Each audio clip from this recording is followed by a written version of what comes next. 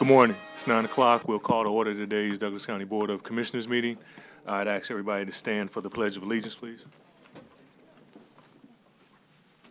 Pledge allegiance to the flag of the United States of America and to the republic for which it stands, one nation under God, indivisible, with liberty and justice for all. With that, I'd like to know for the record that there's a copy of the Open Meetings Act on the north wall of the legislative chambers. There is a automatic defibrillator in the back of the room if anybody needs it for health reasons. Also, I'd like to ask everybody to please mute or silence or turn off their cell phones right now. And with that, I'll turn it over to Commissioner Borgeson for a moment. Thank you, Mr. Chair. This morning I'd ask our emergency director, and we have a special guest, not that you're not special, Paul, but a special guest, Councilwoman Cindy Grove from the City of Valley, who are going to give us an update. Paul will give us an update about what's going on since we've shut down the Unified Command Center and what we can expect next and what we're still organizing and what we're still involved in terms of the flooding. And then Councilwoman Grove will talk about specifically about Valley. So, Paul? Thank you, Commissioners. Okay. Paul Johnson, Douglas County Emergency Management Agency. I'm the director there. As you know, we've been through quite a time here in the last couple of weeks with our record flooding. This is an extremely significant event for not just our county and the counties around us, but the entire state of Nebraska. This has been devastating, and the financial losses have been huge. And you can imagine not only was the response in a large proportion, but we do have a recovery process that matches that. So lots of things are ahead of us, and this is where things transition from where we're actually saving lives to now we're trying to restore and return to normalcy. And there's federal programs that are set up for that, and thank goodness we've been able to take advantage of that even as of yesterday. The current status is right now FEMA is on the ground. They brought in support over the weekend, and people were flown in yesterday, and they're continuing to come in today. And they will be reaching out to those affected parties. They're actually going door to door. They're going to our shelter. It's quite an endeavor. There will be a public outreach through the media as well to get people signed up for assistance.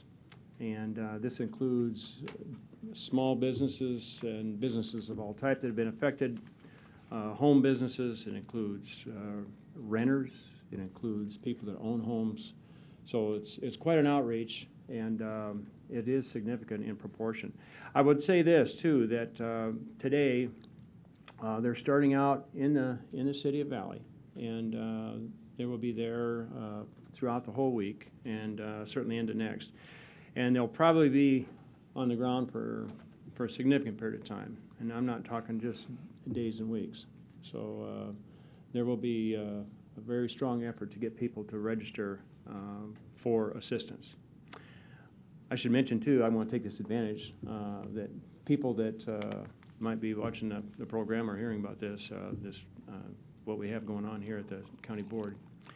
I want to mention that people should go to disasterassistance.gov. Let me repeat that, disasterassistance.gov. And if you have access to the internet, you can register there for assistance, and FEMA will get back with you. They're very responsive in that arena. So just to make sure that people do and are aware of the assistance that is available, FEMA does have an extensive outreach, and it will be many, many individuals from the federal government combing the affected areas just to make sure that people do know what type of assistance is available and how to get it. Okay, thank you, Paul. Cindy? Hi, Cindy Grove, Valley City Council, Valley, Nebraska. I just really wanted to come and give you guys an update on what we have been doing.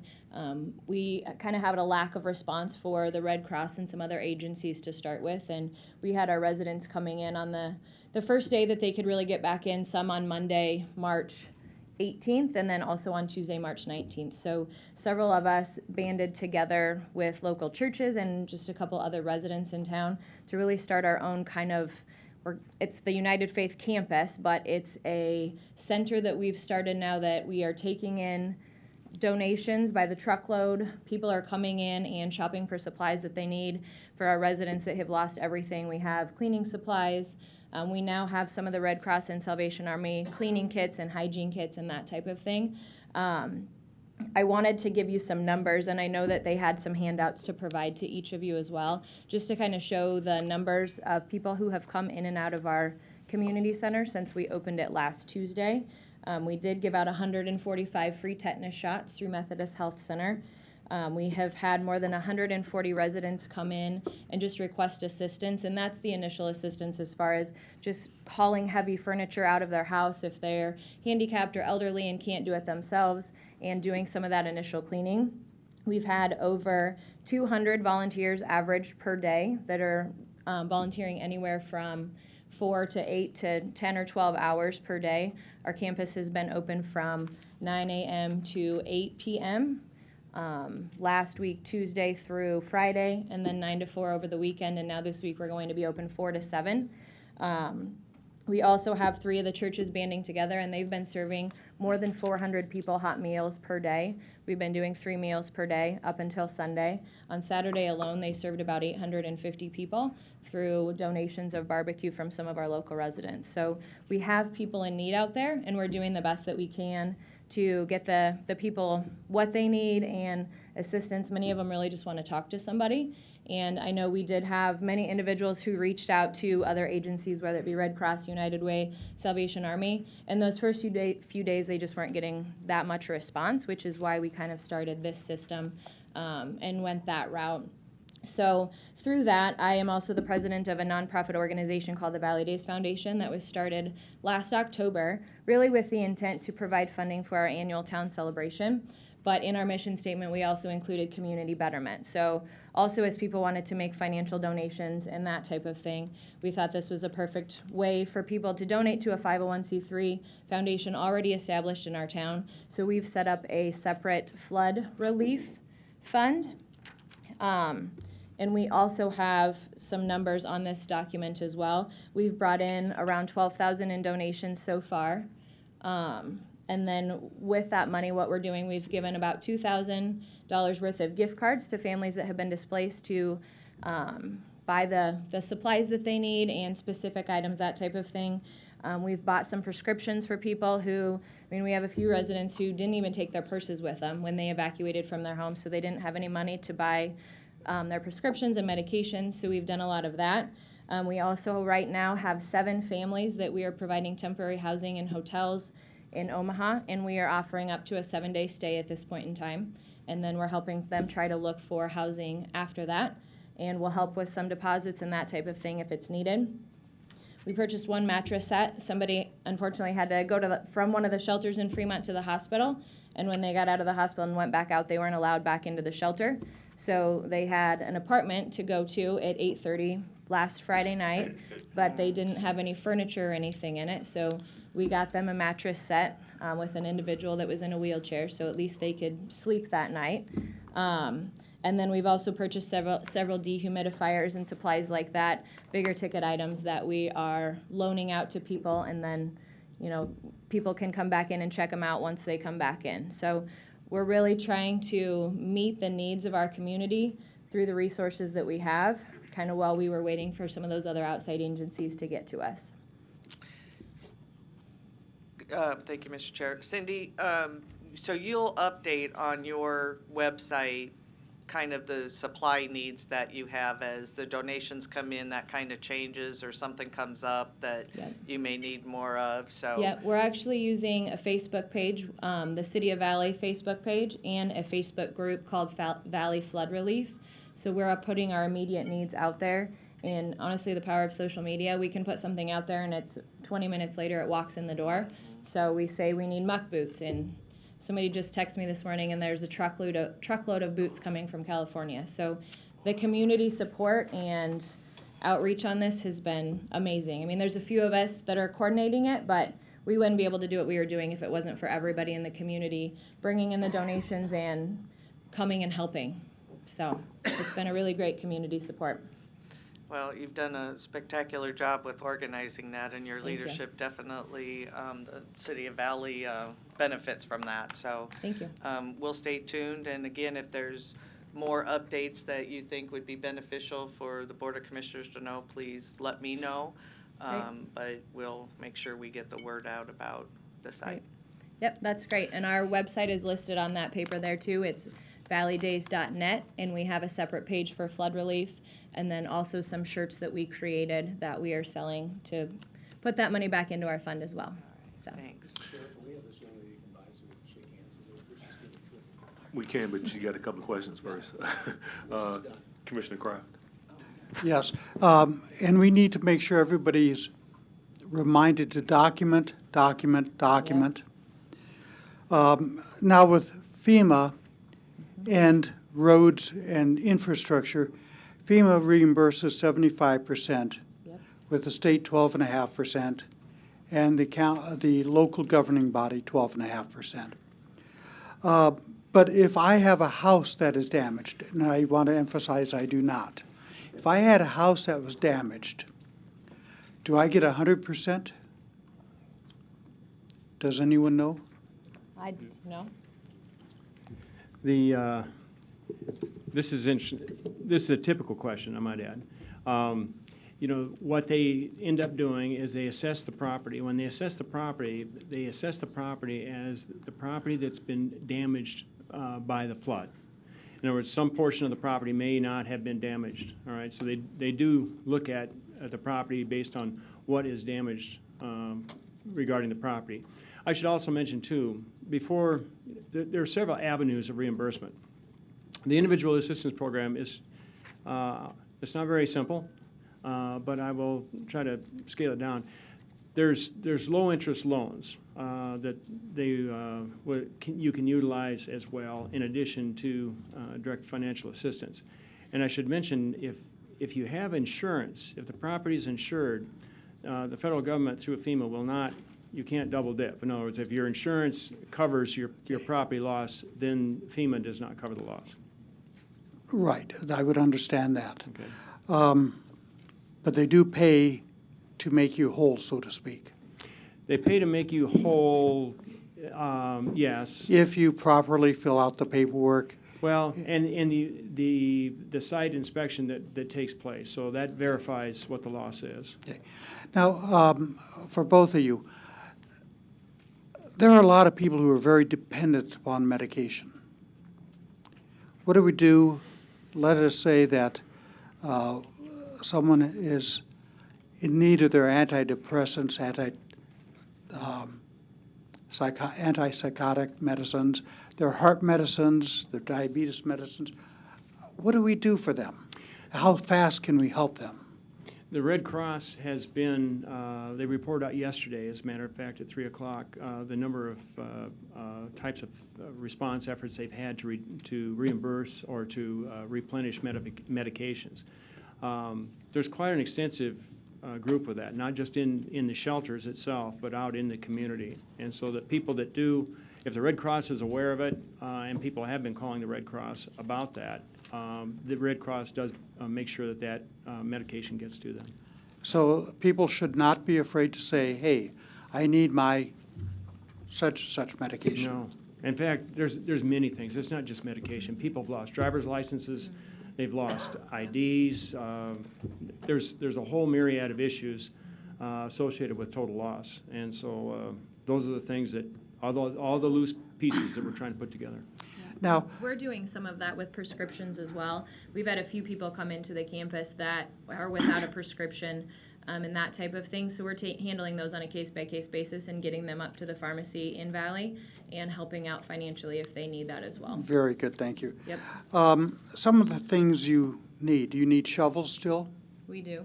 Okay, because I have some I can donate. Okay. My great. trouble is I don't have an easy means of getting them to them. I have them Right. at 31st and Leavenworth. Okay. Do you need ladders? We haven't had a request for those yet. I'd say Okay, the majority of our homes, luckily, were confined to basement or lower level at the bottom, so there hasn't been too big of a need for ladders yet, anyway. okay. And FEMA locations. How many FEMA locations throughout the metro area are they going to be setting up? Do you know?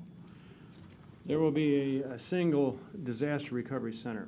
In fact, we've had conversations about that this morning, and that is not firmed up yet, but we think at this present time it'll be in Valley, and that will be the site of the disaster recovery center. A single location per county or Per county. Okay, good, because I was thinking, Valley and Plattsmouth. Yeah, thank you. But now I want to get to FEMA, and my car had been disabled because of the flood, and I do not have transportation. Are we providing transportation? Transportation is, it's interesting you make that comment, because the people that are in our shelters, most of them have, in fact, almost all of them have transportation. They were able to get their car out, or they're using a friend's car, so they've got transportation. We did transport people, as you know, may or may not know, we're in our second shelter. Our first shelter was at Elkhorn Middle School.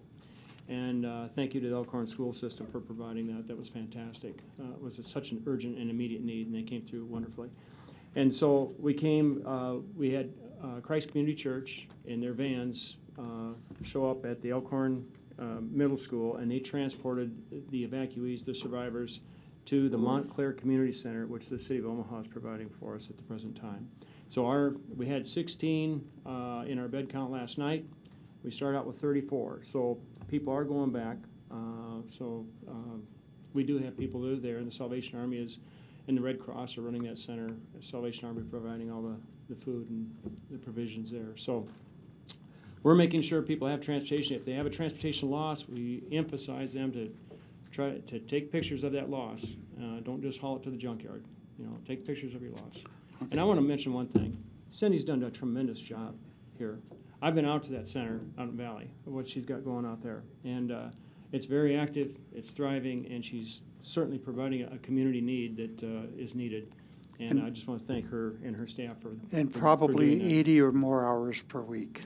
They're working along. Is that, I can't even add them up, probably. So, yes, quite a few. But I would like to say, too, about the shelters. Many of these people are actually in our third.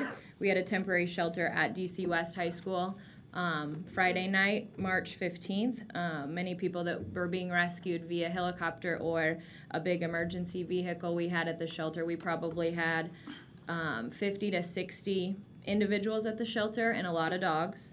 And then we used DC West school vans to transport them to Waterloo on Saturday the 16th, and then UP's rail pickups. 2 of them worked and made several trips back and forth, and we got everybody from Waterloo to the Elkhorn shelter on with UP's help as well. great. And I have one last question, unless you inspire me to ask more. The low interest loans, is there a credit check done on the people asking for that loan? If they There's- have poor credit, do they get that loan? I'm not versed in that, Commissioner. I do know this. There are checks that they do regarding the eligibility of the individual. So they have to meet certain eligibility criteria, and once that eligibility criteria is met, and they do several checks for Okay. that eligibility criteria, and then once they're eligible, then they're able to do the loan. Eligible to pay back or eligible to receive it? It's typically eligible based on previous history. So if they've got certain things in their background that might put the government. So at the risk. poor people get kicked in the shin again No, if they it's not. suffer It a doesn't have- disaster? Okay, it doesn't have it doesn't have so much to do with that. In fact, poor people, if I can use your term, they're the ones that they're trying to reach out to and be eligible for. So Excellent, good, thank you. I appreciate that. One thing that I want to mention, the businesses. I was in business for 40-plus years. Pardon? I want to be sure everybody can hear you sometimes in the back. All right, Yeah. thank you. Okay. The businesses, it's very hard for a business to survive 2 weeks of being closed. And it affects the businesses. They lose their inventory. They lose their employees. And it affects the employees. So people need to realize how pervasive the damage to one, let's say, grocery store that has 100 employees, or one small hardware that just has one employee, and that's his only means of income. That's lost income for 2, 3, 4, 5 weeks. It takes a long time to recover. I'd like to thank you very much. Yes, thank you for giving me the time to speak this morning. Yeah, one more, Commissioner Kavanaugh. Yeah, I'd just like to add my thanks to Paul Johnson. You and your people have done a magnificent job on this, and I appreciate the briefing that you gave to all of us, and I was very impressed with my visit to your command center. The Joint Command looked like it was working excellently, and I commend you for that. You do a great job. Ms. Grove, thank you for stepping up. The locals and Valley have done a good job taking care of their needs, and I have a special place in my heart for Valley. It's a great town. I spent a lot of time there, and I wish you the best in your recovery. Anything that we can do, please let us know. I will. Thank you so much. Thanks. Okay, you got a request to meet you and greet you, so you have to come around real quick, and then we'll go.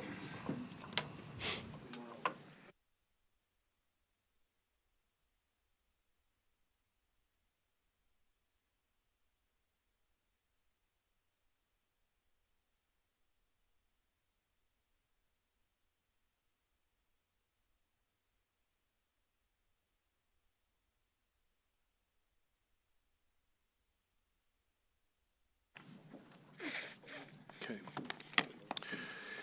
With that, we'll call to order the Board of Equalization meeting. Roll call. Commissioner Borgeson? Commissioner Boyle? Commissioner Kavanaugh?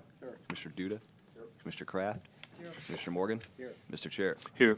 Item A is approval of the minutes of the Board of Equalization meeting held Tuesday, March 9th, 2019. Item B, call for a meeting to set Tuesday, April 2nd, 2019 as the date for hearing on certified assessments and corrections. What's the will of the board? Motion by Commissioner Boyle, second by Commissioner Morgan. Please vote.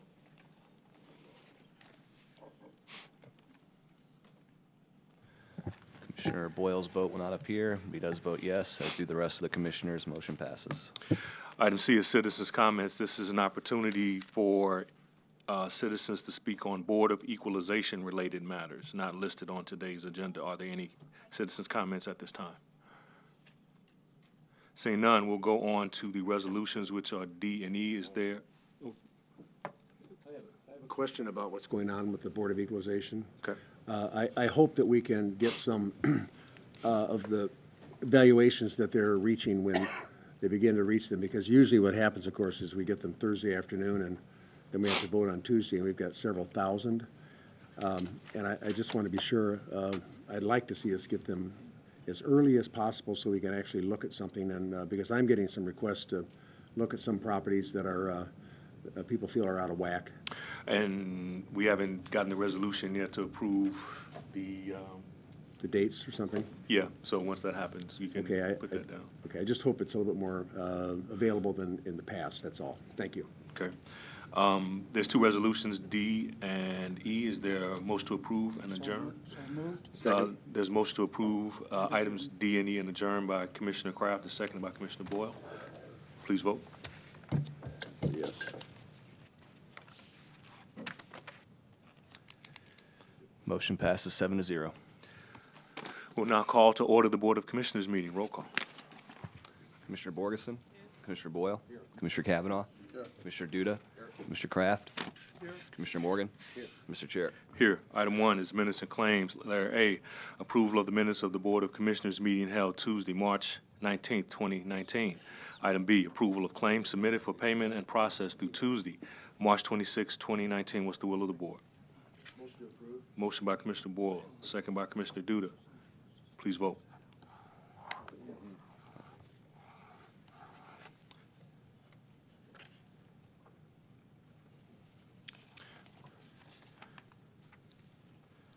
Are you voting yes, Commissioner Morgan? Oh, are you voting yes, Commissioner Morgan? Yes. Okay. Yeah, sorry, it's just not coming through yet. Motion passes 7-0. Item 2 is the consent agenda. There are 10 items on the consent agenda. What's the will of the board? Motion to approve by Commissioner Boyle, second by Commissioner Duda. Please vote. Hold on. Commissioner Kavanaugh. Yes, I just have a couple of informational questions. There is a resolution approving Nokia of America Corporation proposal for microwave transceiver equipment upgrade, and that is for $795,938.17, not budgeted.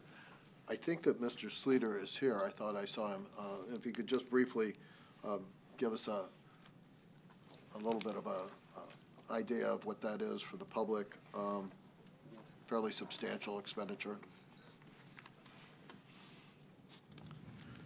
David Slater, Douglas County 911 Communications Director. I'm not sure exactly what the question was, if you want an overview or a specific question, or? We are contracting with Nokia for $795 for a microwave transceiver equipment upgrade. What is that? Yes, that's the radio equipment itself that is the backbone for our wireless area network that connects various counties in our region for the purposes of sharing computer-aided dispatch, radio system, and our Viper telephone system for the 911 centers in the area. Okay. And just so we know the nomenclature here, it says not budgeted. Was this anticipated and had been? Yes, it is anticipated, and we do have an interlocal agreement amongst the people that are involved in the wireless area network to share in the cost of that. The good news is we were able to secure already a $330,000 grant from the Department of Homeland Security, and we have another application in currently for another $330,000 through the same Homeland Security grant process, which the Tri-County PET process has listed as a top priority for the group for the coming year.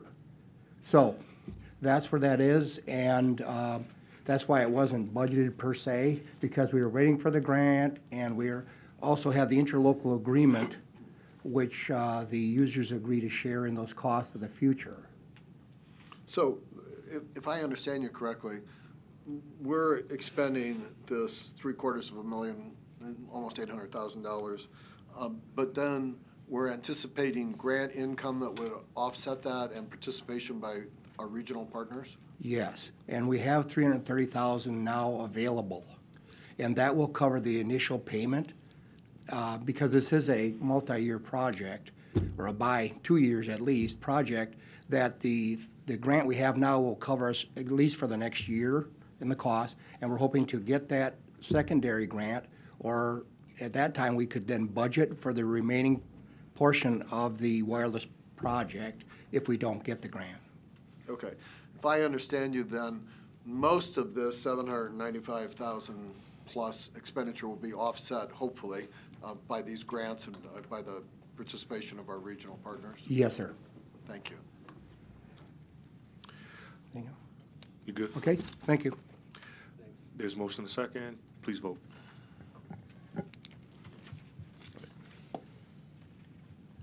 Sorry, I had one more question. I apologize. Technically, the vote is gone, so. All right, well, we but- can bring it up later. They're going to be back on the agenda later. Commissioner Kavanaugh, how are you voting? Motion passes 7-0. The item 4 is citizens' comments. This is an opportunity for citizens to comment on Board of Commissioners items that are not listed on the agenda. Are there any citizens' comments at this time?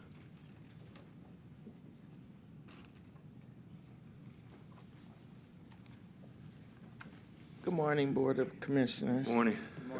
Reverend Portia Cavett, CAVITT, 1819 North 115th Plaza, apartment 3209, and I come as the pastor of Clare Memorial United Methodist Church.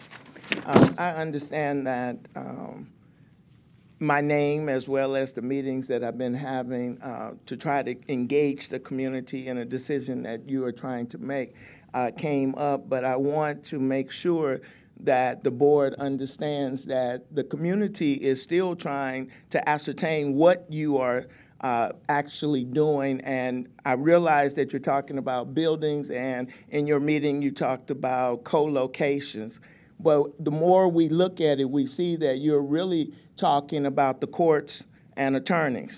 And there is one floor for community, or it says community programs, but you have not answered the question, what programs are going to be there beyond probation, beyond if there's diversion, or JDAI and the Youth Assessment Center. So we still have questions that we want to be addressed. So please don't disregard the community in the decisions that you are making, or utilize my name or the meetings that I'm trying to hold to allow the community to speak. So I just wanted to make sure that I came down and took my time out. We need to make sure that there are positive programs, restorative justice, diversion, career development, social skills, as well as mental health. So please take all of that into consideration while you are deliberating. Thank you.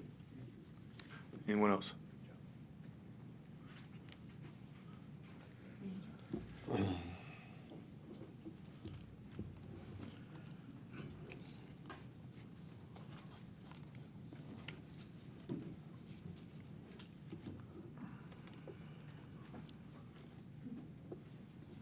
The big screen now. Use the Uh, arrows. James Kavanaugh, Douglas County resident and taxpayer. I have before you a proposal relative to the topic that was just touched on, the juvenile justice and courthouse annex proposal. This was presented at a public meeting a week ago at UNO, and is the latest result of a almost year-long process by private citizens to offer better, cheaper, smarter alternatives to what the proposal has been from HDR and the private corporation. This is obviously the latest in a series of public meetings that we've held going back to June of last year to address Douglas County's efforts to address its needs for a court annex for juvenile courts, office space for Douglas County attorneys, office space for public defenders, and a youth center. This is the private corporation's proposal, which, depending on what day you're talking about, ranges in cost from $120 million up. It takes over the MUD block, establishing an 8-story tower with a connector to the back of the historically preserved courthouse, a large block-long detention center, and a connector between those buildings and the existing MUD headquarters. This is the alternative that we're proposing, which is to downsize the tower considerably and offload portions of that, particularly the lawyers' offices that are in need of relocation from this building to the MUD headquarters, which we are acquiring, and the already acquired OHA headquarters, which we previously acquired as a result of this proposal, but has no use under the private corporation's current outline. These would be connected to this facility by a walkway, utilizing the existing buildings on the MUD site for offices and parking. This is the reconfiguration of the Douglas County Youth Center at 42nd and Woolworth, utilizing best practices as outlined by the Chin Report and all the experts that we've been able to reach in the field to give our children a campus-like experience as opposed to the downtown cell block design that we are being proposed by HDR. this is the difference in cost of these two proposals.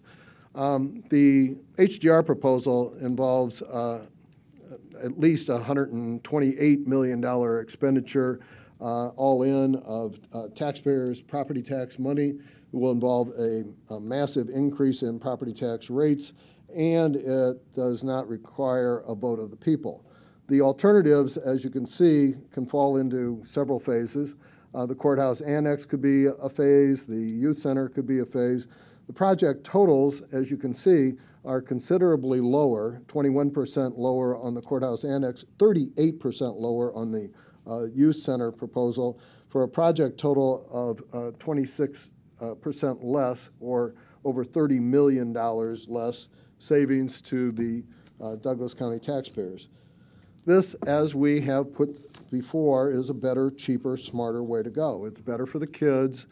Best practices require them to have outdoor space and nature and non-traumatic experience while they're in our care, not putting them in a cell block 2 blocks from the Douglas County Correction Center.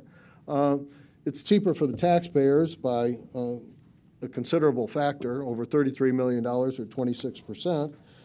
And it's smarter because it involves properties that we already own and involves the citizens of Douglas County having a say in their own government by having a vote on the bond issue. For all of these reasons, we have been working on this proposal with public-minded citizens. We are asking the Douglas County Board to take a breather from its rush to spend $120+ million.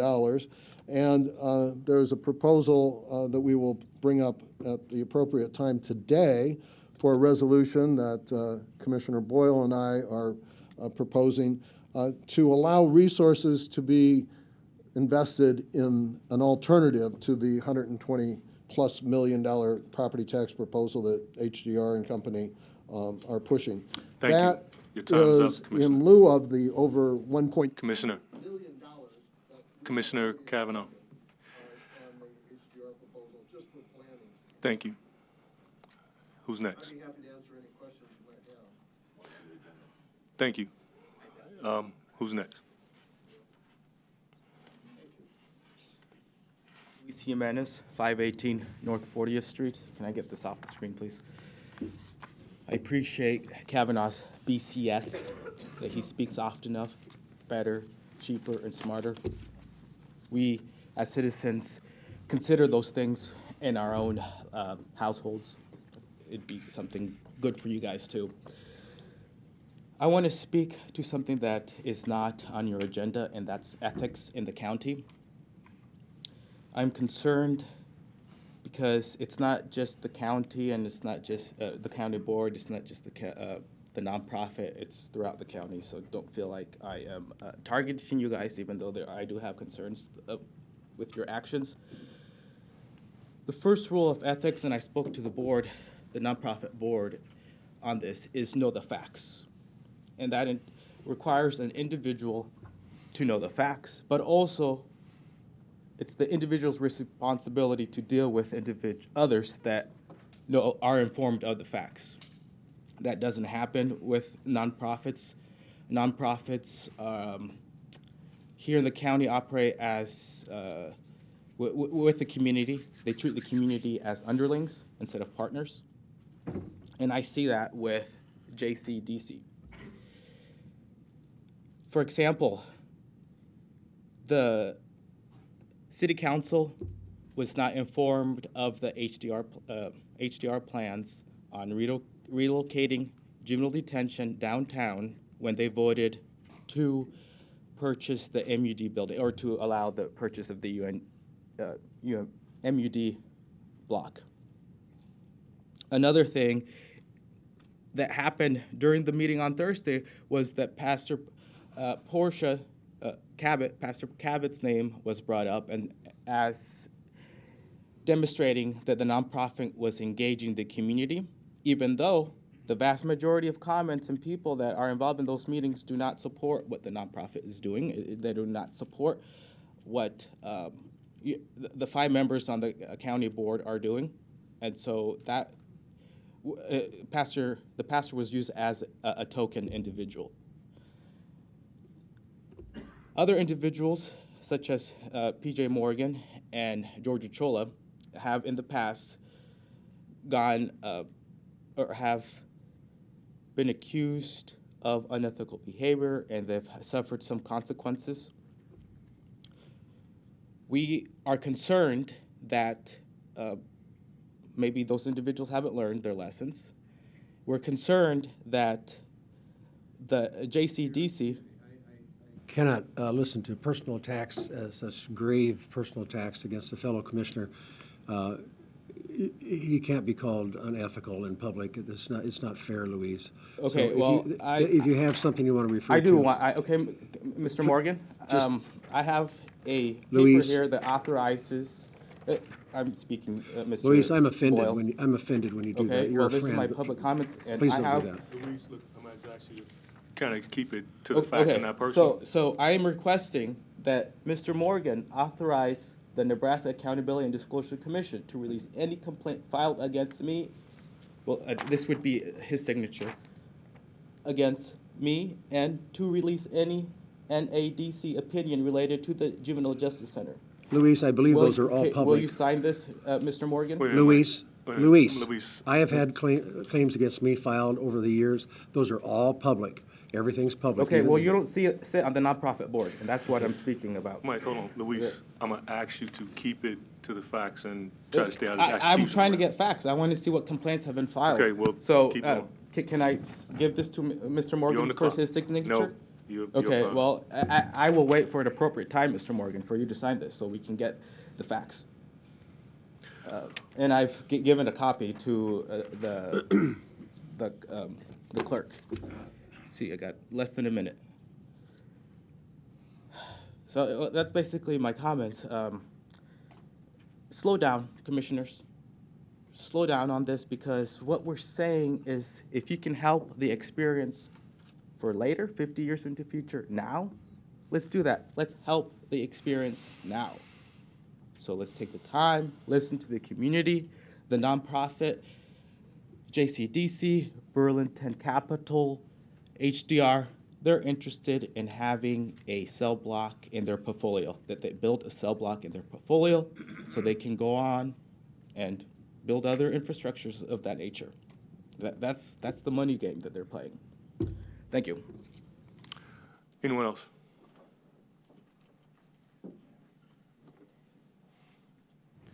Larry Storer, 5015 Lafayette Avenue, Omaha, Nebraska, 68132.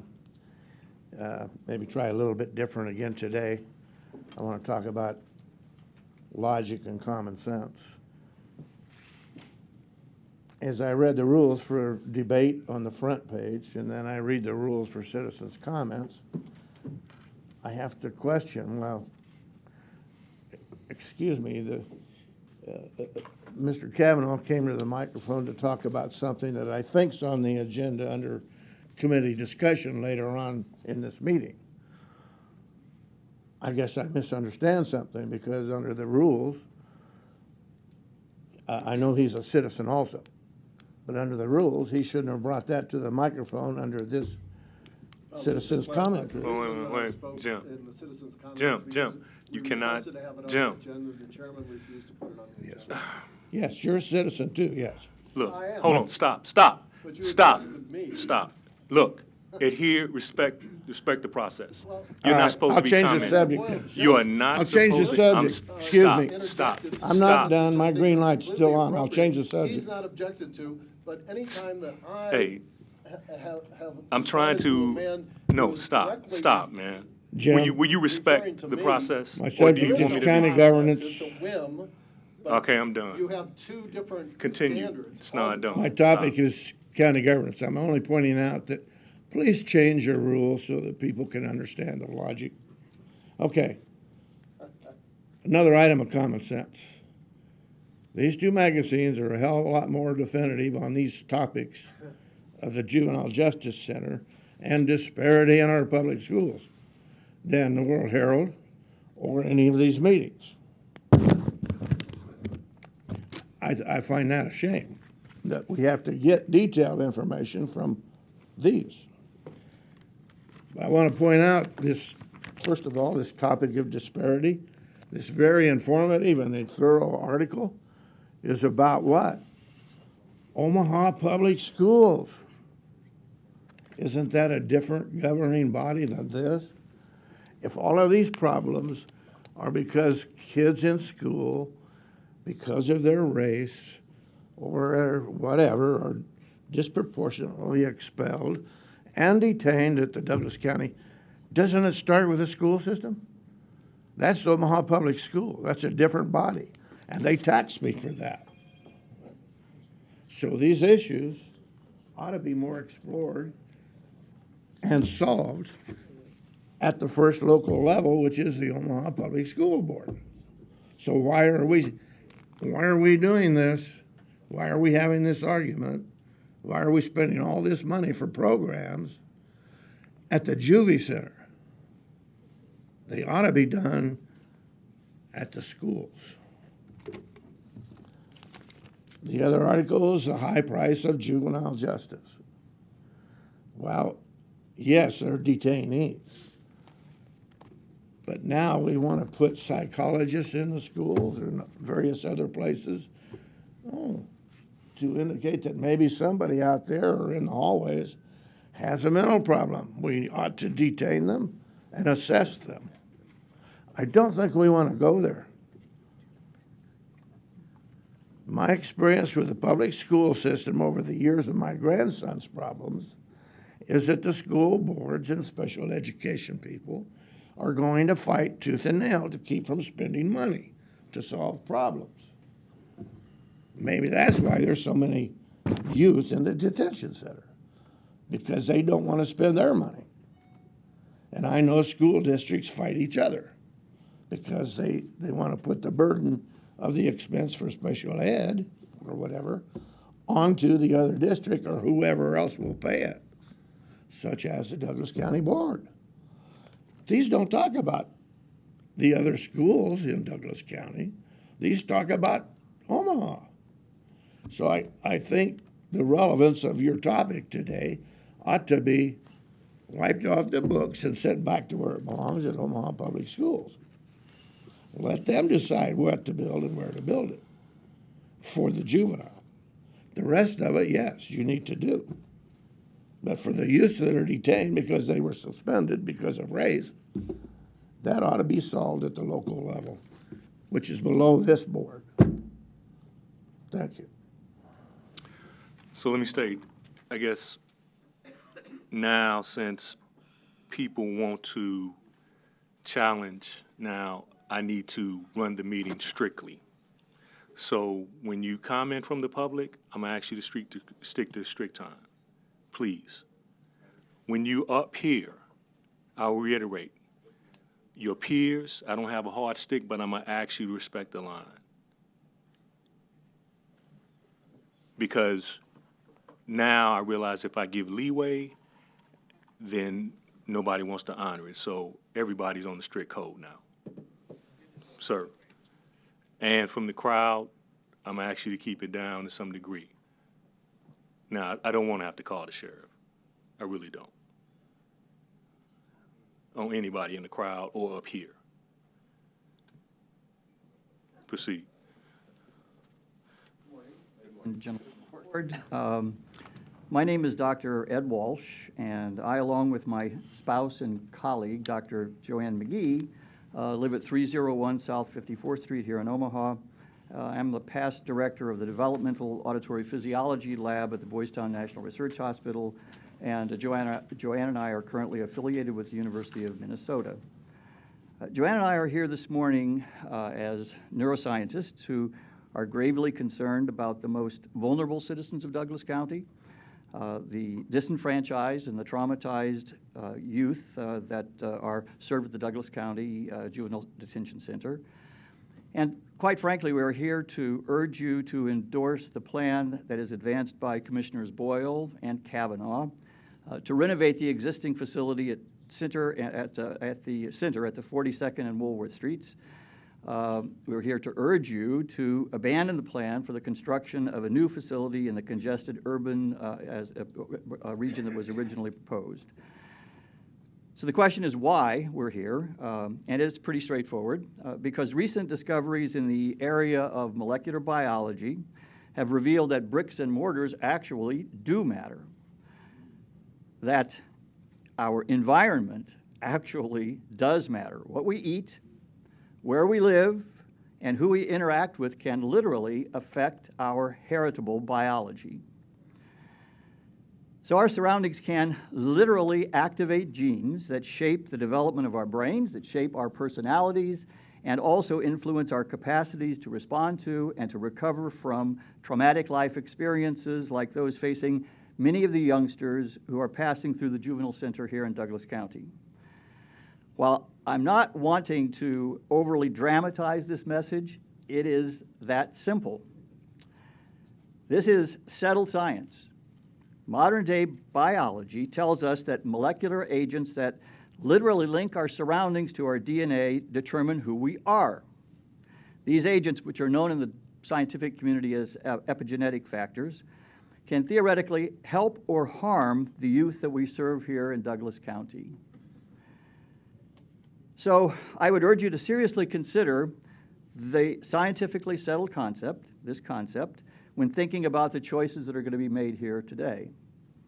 By properly renovating the existing facility at 42nd and Woolworth Streets, by intentionally designing a facility located in a campus-like setting like that we know of very clearly at the Boys Home and Boys Town National Research Hospital campuses, we can develop a reassuring and comfortable setting that is surrounded by for these kids, so that they are not surrounded by the reminders of their traumatic lives.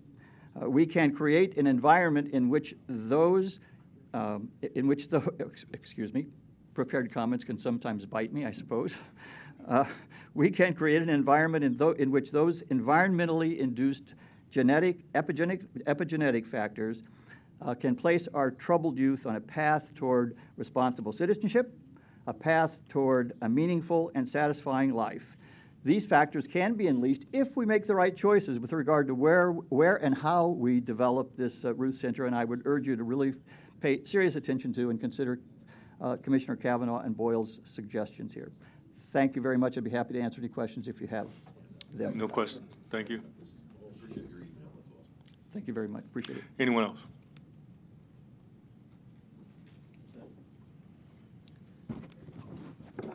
I just have a sort of summary statement that I think goes along with everything I've heard to this point. And the problem seems to be that the board has had an insistence on proceeding with their council juvenile justice building plan. And that's led to a lot of public upheaval and worry about how this is being done. First of all, there are a lot of things we agree upon. We need that new courthouse accommodation. That's a given.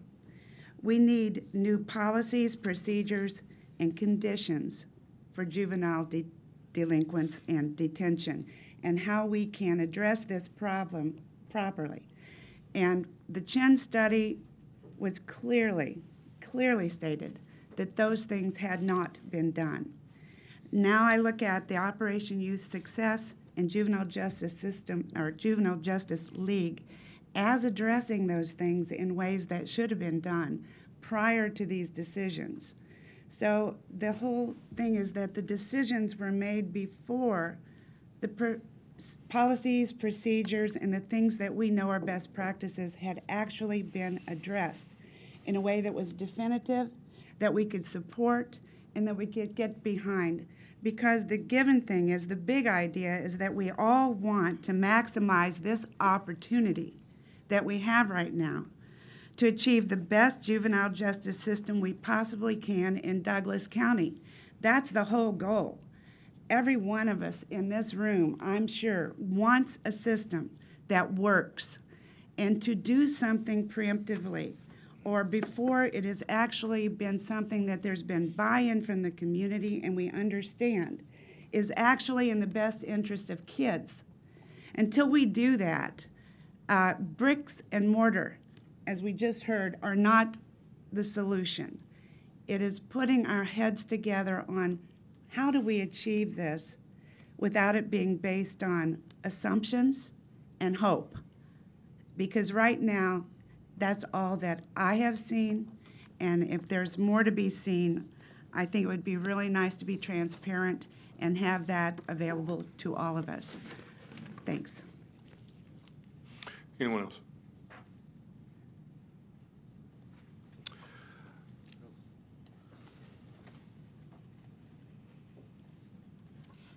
Good morning. My name is Doug Patterson. I live at 2502 North 51st Avenue here in Omaha.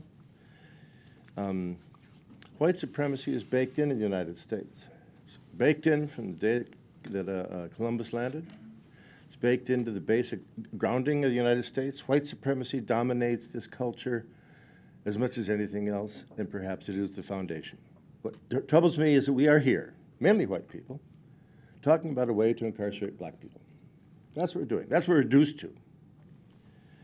Unless there's a commitment on the part of people in this group and in this room to commit to fight white supremacy until it is gone, then all we're doing is caretaking. All we're doing is locking up. That's not acceptable. It needs to be a lot deeper than that.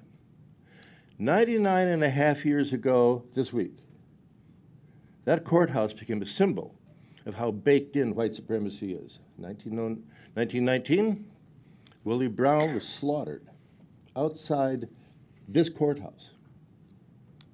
We have an opportunity on the 100th anniversary to look at the way in which justice and white supremacy converge. That's in September.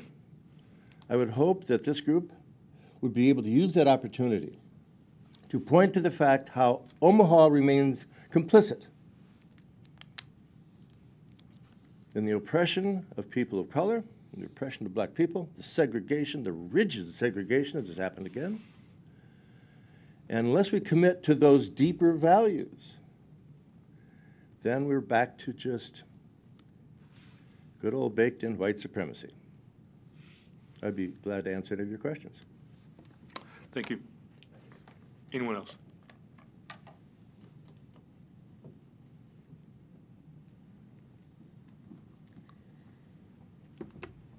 My name is Nicole Claire, and I live in Bellevue, and I've been coming a long time. I basically just wanted to say that, well, I agree with many people that have talked today. Thank you so much. My question is that we keep hearing that the Juvenile Justice Center is not a jail, that it's a detention center, a holding center. My question is, where are they going to go after they are held? So the average is 80 kids for the last 5 years. I know Udahali, Omaha, Home for Boys, and Child Saving Institute has been brought up. The main theme of having it downtown is co-location. So how is that co-location if you're going to be sending the kids to 3 different agencies? What if the family, which you're so concerned about, getting to the kids easily, comes downtown and their kids aren't there and they have to go to some other place? So that's my concern. Do those places have beds? Do they have the resources? How much is that going to cost? So that's a big concern. And I've gone to 3 of the meetings at Pastor Portia's church. They've been wonderful with the community. I've not seen many of you there. So you're saying you're meeting with the community. I've seen a couple of you there, but not at all 3. I've been at all 3 of these so far. That maybe you've had more than 3. But I've not walked away from any of these meetings thinking, yes, the North Omaha community loves this plan. There are so many questions, people, and the questions are not being answered. I've observed the questions coming back to the people asking them, what would you do? Well, that is not their job. They're asking you what the plan is, what the process is. And what I've learned is there's many people in our community that are ready to help the kids, and they're not getting the kids. So I really encourage you to meet with the people that elected you. because there's a lot of people who are not happy. And like I always say, there's hundreds of people behind me. You can't see them because they can't be here at 9 a.m. They're trying to make a living. So please pause with your idea. Put it to the people. It's such a great idea. Let them vote. Thank you. Anyone else? Seeing none, we'll move on to, Good morning, Kathleen Jamrosi, 1614 South 93rd Avenue. And it is hard to get up here, but I do want to say thank you to my fellow citizens and to all of you, because I really do believe everybody wants what is best for our community and the kids in our community that are already experiencing trauma.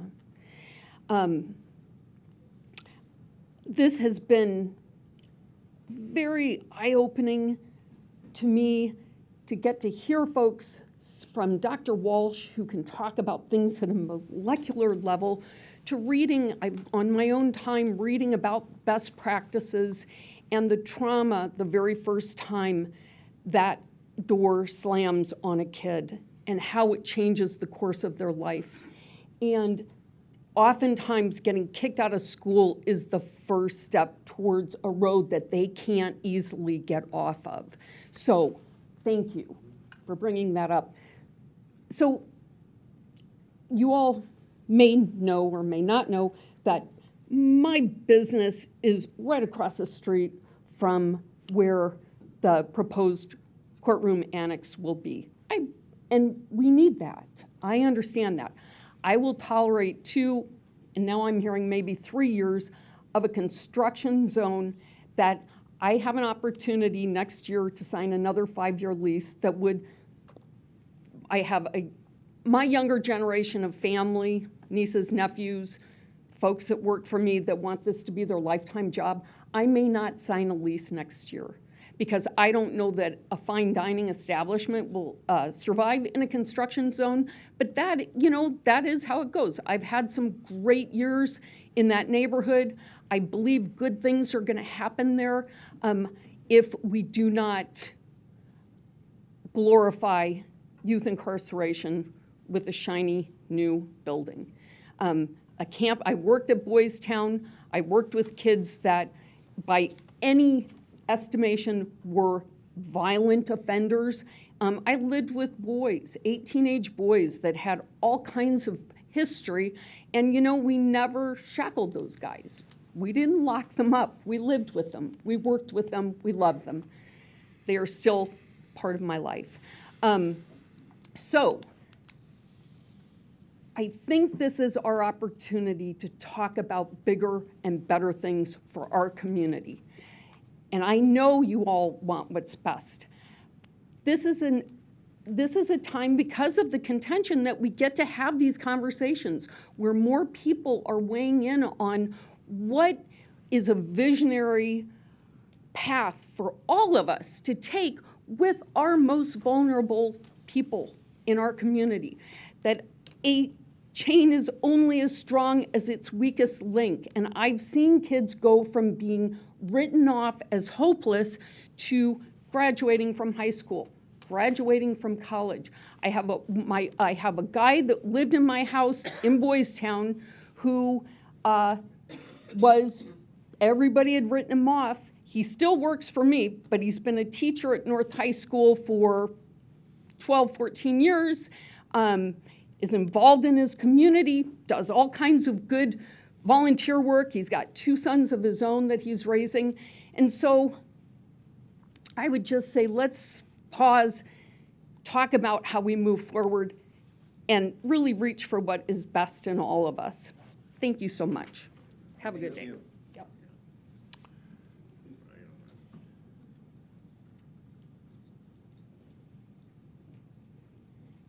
Bob Perrin, 1101 South 36th. I'd just like to reiterate that I've been to several meetings, and all of those at the Methodist Church in North Omaha, the people who spoke were against the project. They said it's not being done correctly, it's not taking care of the kids, it's not providing the programs that we need. And I think this project is off and running to a start. It's gone the wrong direction.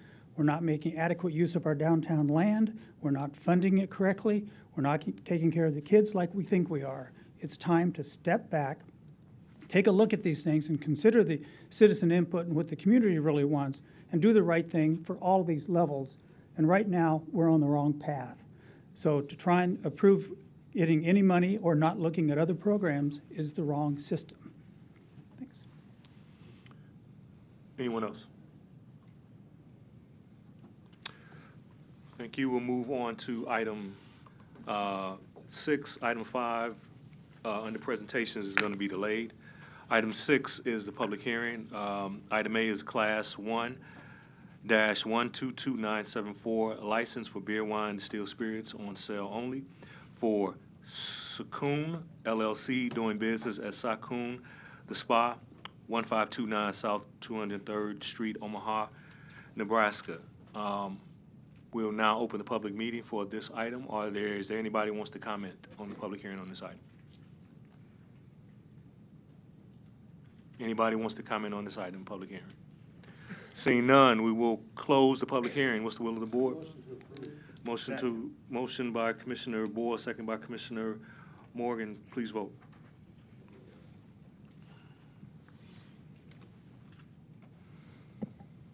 Motion passes 7-0. We'll go to item A, which is Finance Committee. It's the budget report.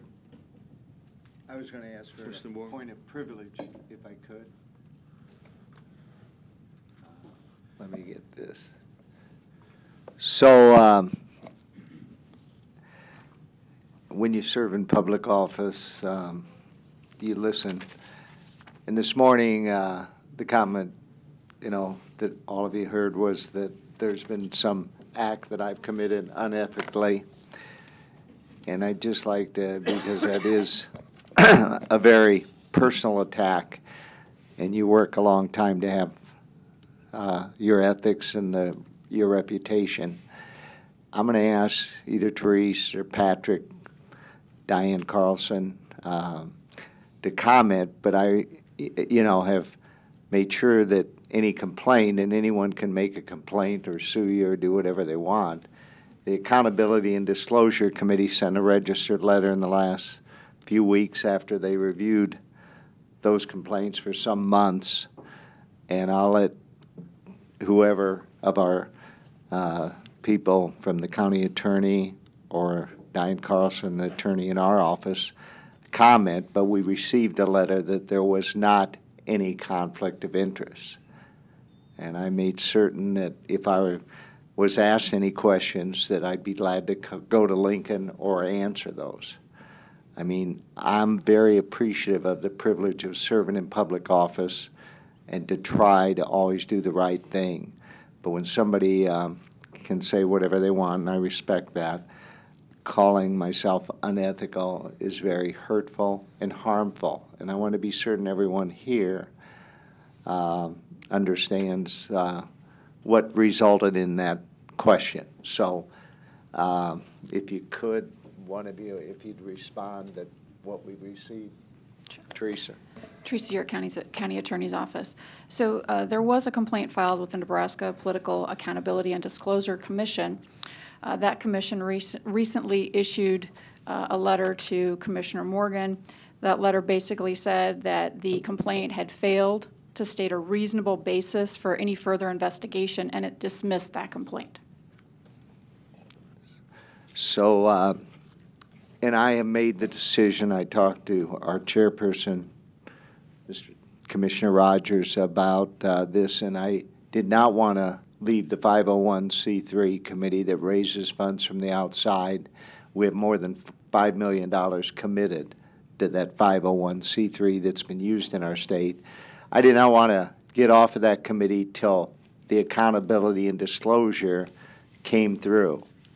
At this point, I've spoke to him now that they've made their results public and plan to get off of the 501c3 in the very near future. And Commissioner Rogers, you and I discussed that in the last week or two since I received that registered letter. So And at any time, if someone wants to ask me questions about that publicly,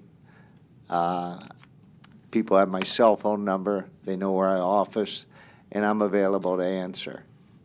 And I have a policy that I had when I was mayor and I've always had, and that is no one asks who's calling, because I could care less. Joe Jordan, one of the reporters some time ago, said, last few years, he said, I don't understand. He said, at your office, when I call, no one asks who's calling.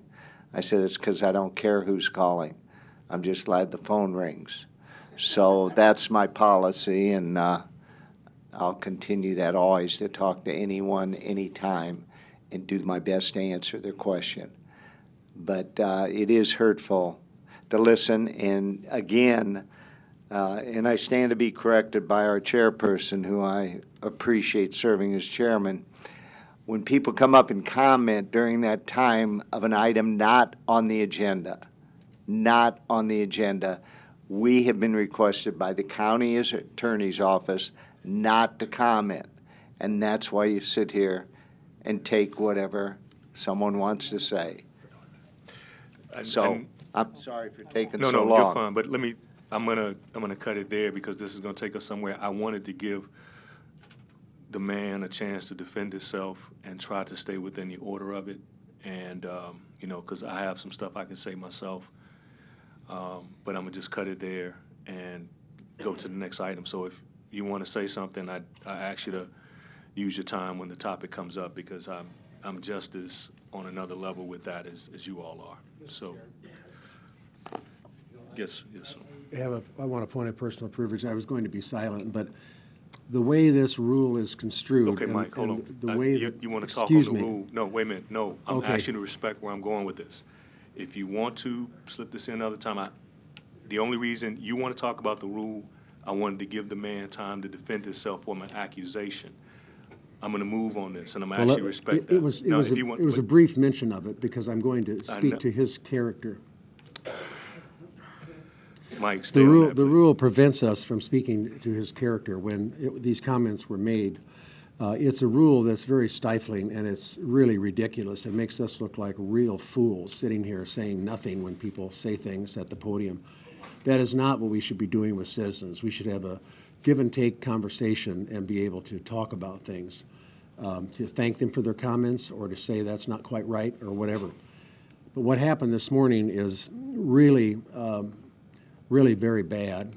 When you think about it, and I've thought about it after I was recalled, I ran for mayor in 1989, and I beat him in the primary, came in first. Let me repeat that. I beat him in the primary and came in first. The only trouble is that for me, he beat me in the general and he came in first. PJ and I have known each other for so long, and over the years, we have been friendly adversaries. I know of no one in the business community who has ever questioned his ethics or his conduct. I'm familiar with him on a basis of his managing buildings in which I've lived. When I was chair of an organization, I actually went out and solicited him and had him come in, and they do terrific work. They're honest people. And it hurts me to hear an attack against a man who I know believes in proper conduct. And all we have is our reputation when you think about it. That's all you have. And frankly, that's why I ran for mayor in '89, to try to get my reputation back, and I think I got it stabilized to some extent. Until PJ beat me. But anyway, seriously, he is a very ethical person. I'm harmed and hurt by what was said, and so I stand with him in condemning that kind of outburst at a public meeting to which we're not allowed to respond. Thank you. With that, we're going to move on to item C, which is Child and Youth Service Committee meeting and the monthly Youth Center report. Brad.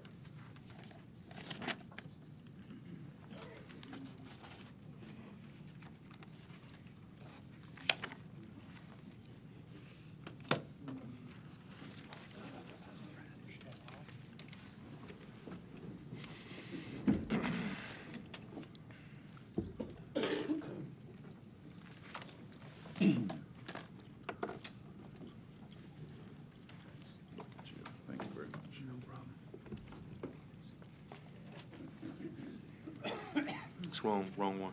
Yeah.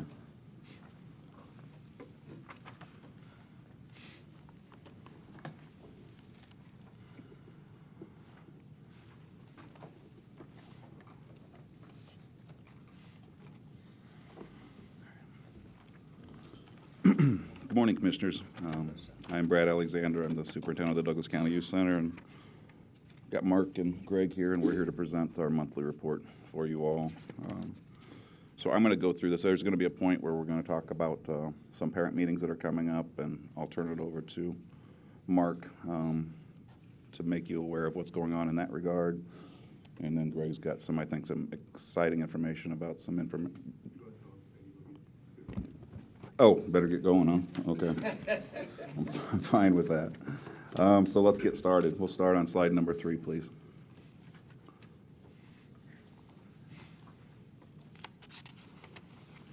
So we had 3 students graduate from their home school, but they earned the credits to graduate while at the Douglas County Youth Center in 2019. On to slide number 4. I made you aware last month about some of the things that we're doing to provide incentives for positive behavior for the kids at the youth center. All of those things are turning out to be a great success. The radios, especially the earbud radios, have been fantastic. We ordered 20 more, and now and we're ordering these because the kids are behaving and they're earning level 4 status, which is what we want them to do anyway, and it's really fantastic. We're also going to be adding a private family visitation as a part of reaching level 4. So I think the kids will appreciate that, and the families as well. Slide number 5, again, we've continued to do the parent-teachers conferences. January of 2019, we had 34 parents participate in the conference, which is fantastic, and we will do that again in April. The career fair, which we hold a couple times a year, will be again April 26th, and currently I think we've got 14 people scheduled to participate in that and work with the kids to open up their eyes to some opportunities they may not have otherwise considered. And this is where I'll turn it over to Mark, but Commissioner Borgeson got us together with some parents to discuss some issues, and we learned that while we thought the parents were informed of some things that were going on at the youth center, we could do a better job of making them aware. So we start this parent orientation process, which the first meeting will be April 1st, and I'll let Mark go ahead and go over that with you. Thanks, Brad. Mark LaFleur, Douglas County Youth Center. First, I'd like to say thanks to Commissioner Borgeson. We had been making some efforts to reach out to parents to get a better understanding of what we can do and how we could be a better service to them while their children were at the youth center. And it gave us a real appreciation to actually listen to our parents. And, you know, as Brad is giving our report, and we believe we do a lot of things truly well, and we do. But one of the things that came out of the meeting is the parents, they didn't know exactly what we were doing. You know, they saw some benefits from their children, but we couldn't categorically point to and say we're doing this and we're doing that. So out of that first parents meeting came that request, and we have our first orientation that we're doing. Now, this initial orientation is a Douglas County Youth Center orientation, but it's a foundation to allow parents, certainly current parents and past parents, to attend. But it's also an opportunity to hear directly from the parents on what they feel that they need in order to make sure that their child, when they return home, is having success. So the first sheet that you see is an overall outline of what we're going to go over. And the next sheet that's attached goes directly to one of the things, of course, that came out of our parents' meeting, is parents said that, you know, we say, well, students are earning more credits than ever before. Students are really doing excellent in certain areas, but we needed to be able to share that with parents. So any student that's with us 30 days, we are sending out a Dear Parents letter just to bring them up to speed on what we're doing and how that child has success in the education department. And this gives them an opportunity to be abreast of when they go back to school or wherever that youth is going, where they have some empowerment and understanding what successes or shortcomings that could have been part of their stay. And we also are rolling out a survey to give us an opportunity to hear back from parents, which also came out of the first meeting with Commissioner Borgensen. We've always send them surveys and we always ask them what's going on. But, we really didn't do, I think, a good job of getting back to them and giving them what the results of the surveys were. So using the Qualtrics, we're going to incorporate our parent survey. And what we're looking to do is to have those surveys done at approximately a 30, 60, or 90-day point. So we can gauge how that family is managing going through the system while that youth is detained. And it should give us some insights, so some different ways that we can assist them to make sure that they're getting through without getting as many snags as possible. So, we want to hear from our parents, and we also are going to use this as an opportunity, as Commissioner Boyle suggested in the Child and Youth Services Committee, to reach out to our OIS partners and find out what surveys that they may want to get connected, and we could use the Qualtrics for them as well. So we are rolling out, we're having our first official orientation on Monday, and you also have a PowerPoint, because our parents don't actually get to see inside the youth center. They come to visitation, we tell them what we do, but they really don't get a real chance to embrace and understand. So this PowerPoint will be part of our presentation, and it will give them an opportunity to actually see the areas where their children are at.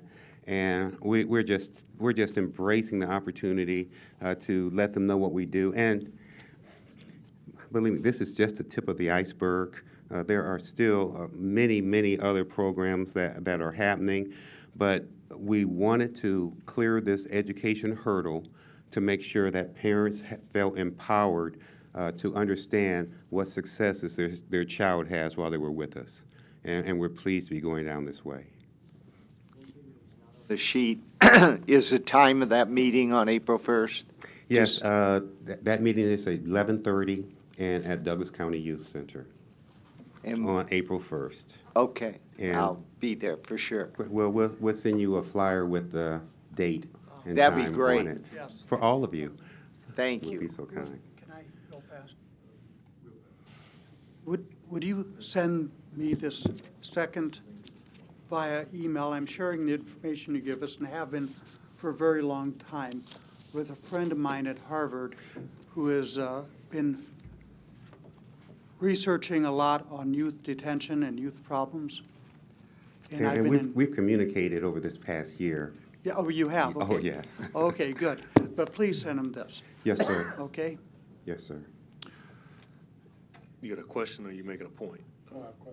Well, let him finish then. I'll give you your questions, all the questions you got then. Okay, I yield the floor. You got anything else? Just the statistical information. Go with it.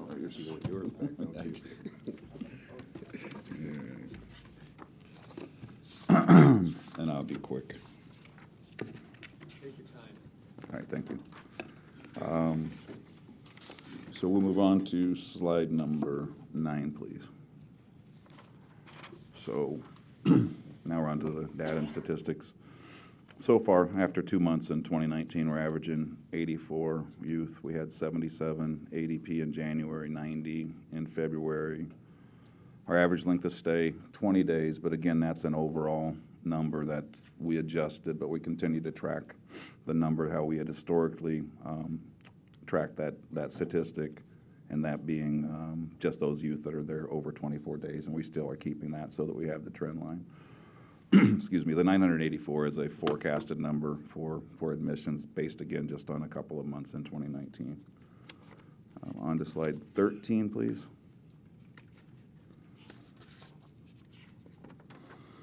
The average length of stay, and again, this is for the youth that are there over 24 hours, and that's how we have historically tracked length of stay.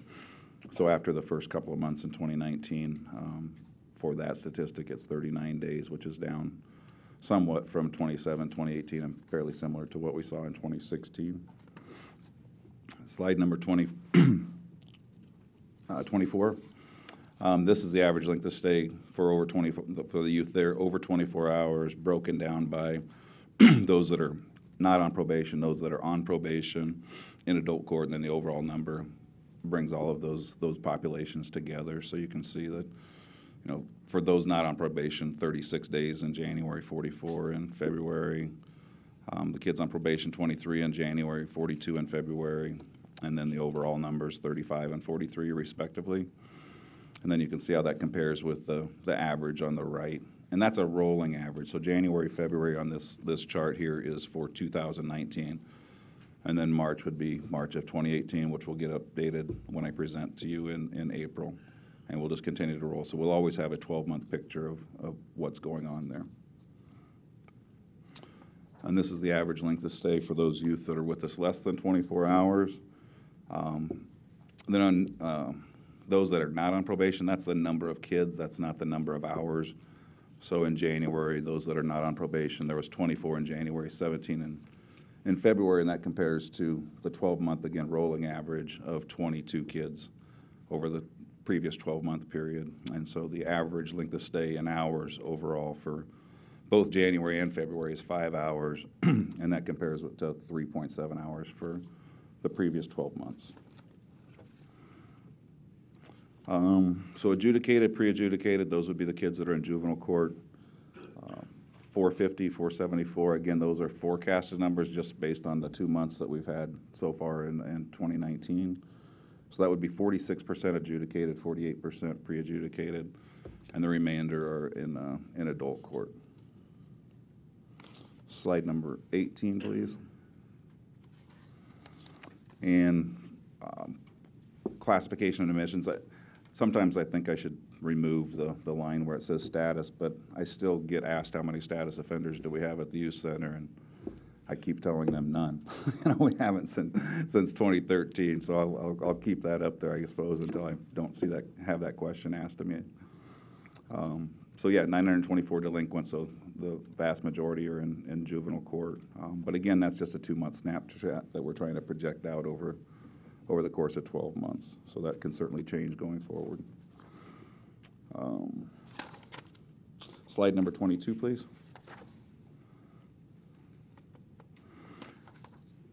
And this is the reason for admissions so far in 2019, and those percentages are actually accurate based on the number of admissions that we've had. So 66% are coming in on new charges. KPS in violation of probation, all kind of probation combined at 29%. Juvenile court holds 1%. Failure to appear juvenile court 4%. Failure to appear county court 1%. I should point out though, when we have a child that comes in and they're on probation but they picked up a new offense, that's being shown here under new charges because they probably would have came in under that offense anyway. And we kind of debate whether that should be a violation of probation or a new charge, but that's the way we have been tracking that. Slide number 23 is the top 10 offenses that the kids are coming to us for again in 2019, and these 10 offenses account for 76% of all of the admissions for new offenses. And you can read that there: theft by unlawful taking, assault, robbery, unlawful occupancy, terroristic threats, gun charges, burglary, possession of controlled substance, receiving stolen property, and sexual assault. Admissions by race on the next slide. Again, the numbers that you see in 2019 are based on a couple of months that we've had so far in 2019 and trying to project that going forward. So 59% of the admissions in 2019 are African American, 18% Caucasian, 20% Hispanic/Mexican, and then 2% Native American, and 2% Asian. Slide number 26, please. The home program, the number of admissions is up, and again, that's a projected number. We had a lot of admissions in January. I think that might level off. I hope it stays up. And I think that when you see the successful completions, I'm hoping that number will rise as well, as we've seen an increase in admissions. As the kids complete the program, they will successfully complete. We've got more admissions, so our hope is that we'll have more kids that are successfully completing. So, but that statistic, I think, is expected to kind of trail behind the admissions a little bit. Slide number 28, please. Again, a projected number, but we're hoping that the kids earn 858 full-time credits and 180 partial credits in 2019. That's the way we're tracking, and we always hope to see that increase, but we'll certainly, I'm confident the educational department will do all that they can to make sure that the kids are in position to be successful going forward. Slide number 30, please. IEPs are trending down right now after just a couple of months, but 144, and you hope to see this trend continue. I wish it would go down even further in terms of the kids that are returning to us with IEPs, but that's one of the lowest numbers and proportionally that we've seen in a long time. And I understand it's just 2 months that you're trying to forecast forward, but would love to see that continue. Slide number 34, please.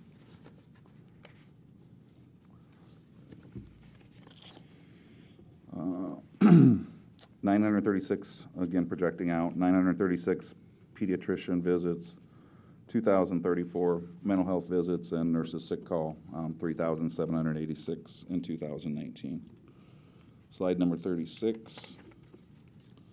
These are the medications that the kids are coming to us on, and you can see that in January and February, both psychotropics and antidepressants are up considerably compared to other months. And again, a rolling calendar with the average over there giving you a picture of the previous 12 months. So they're above those numbers as well.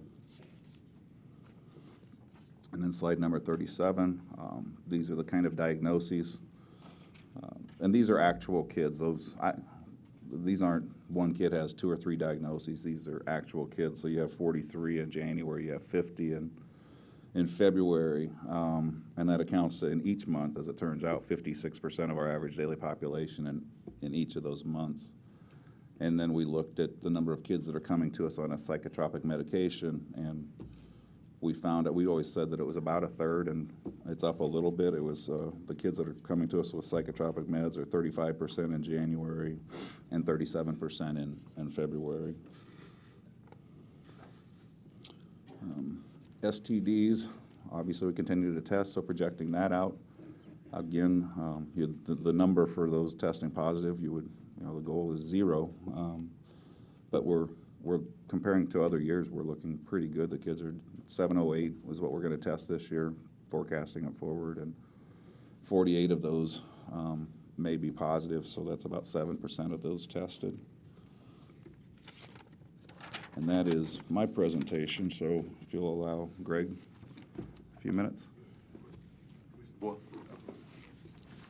I appreciate the presentation. I folded some pages here so I could ask some questions. And I do, as you know, appreciate the numbering. It helps a great deal. Yes, I'd like to go to slide 18. Can you tell me, when you get to slide 18, it's a little bit confusing to me. I mean, we've got down at the bottom felony, then the next one up is misdemeanors, and then status. And then the one above that is delinquent. What's a delinquent if it's not a misdemeanor or a felony? What is Just it? nothing more than language, Commissioner. It's delinquents would be a juvenile court term, and misdemeanors and felonies would be adult court terminology. So what would a young person who's in the delinquent category, what was their offense, an average one? What is their offense? Those would be reflected on that pie chart on page or slide 23. Okay. Delinquent. Okay, where would they be? It's all of these kind of fall underneath that broader term delinquent. So they're not a felon, they didn't commit a felony, they're not accused? No, they could have, sure they could have. Okay, But so, if they're in juvenile court and they've committed a criminal offense, it's a delinquent offense. okay, well, the reason it confuses me, it says delinquent, then it says felon, and then it says misdemeanor, so it sounds like it's, I don't get it. Nope, I understand. But it's just simply terminology. The terminology in juvenile court is delinquency, So and that accounts for any criminal offense. And then in adult court, you have misdemeanors, which are less serious offenses, and then felonies that are. Okay, well, why don't you just get rid of the delinquency category and tell us whether they're accused of committing a felony or accused of committing a misdemeanor? That's what I don't get. We can do that. We can talk about that. Yes, sir. Okay, it's not a big deal, it just confused me, which can happen. On page 22, you know, there's a bill introduced by Senator Chambers that we supported unanimously to work with bail. And we set people up, our judicial system sets people up for failure.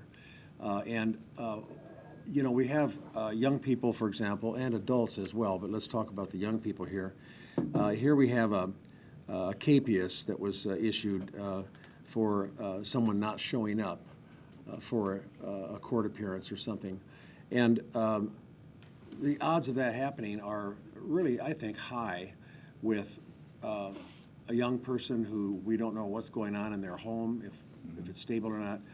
And I think we're setting them up for a trip to 18th Street. It bothers me a great deal, and I know there's nothing you can do about it, but I think we need to look into this because a violation of probation, for example, I mean, they're out on their own and things happen, and I just really think we're setting them up. The other thing is, and I bring that up on some other slides here, I think income has a lot to do, poverty has a lot to do with how these children are surviving. I was in Washington recently, and I was channel surfing, and I ended up watching the District of Columbia School Board meeting. And among other things they're doing, they have really had it with trying to figure out what's wrong and why they have such high problems in the school. And they have actually gone so far as to saying, we are going into every home and seeing what these children are putting up with. Well, you can imagine the controversy that's caused. But lots of places they found where there's no adult in the home. And they found that simple things like there's no way to wash the clothes. And really things that are just so basic. And I guess my point is this, and I don't guess, this is my point. Poverty is driving this. Lack of jobs, lack of future, and it's really poverty. And of course that affects people of color more than others. Yep. And so I think that's driving it, and I think we have to start looking much, much more at stopping the poverty. And that's a huge, huge problem, but that's where I think this is.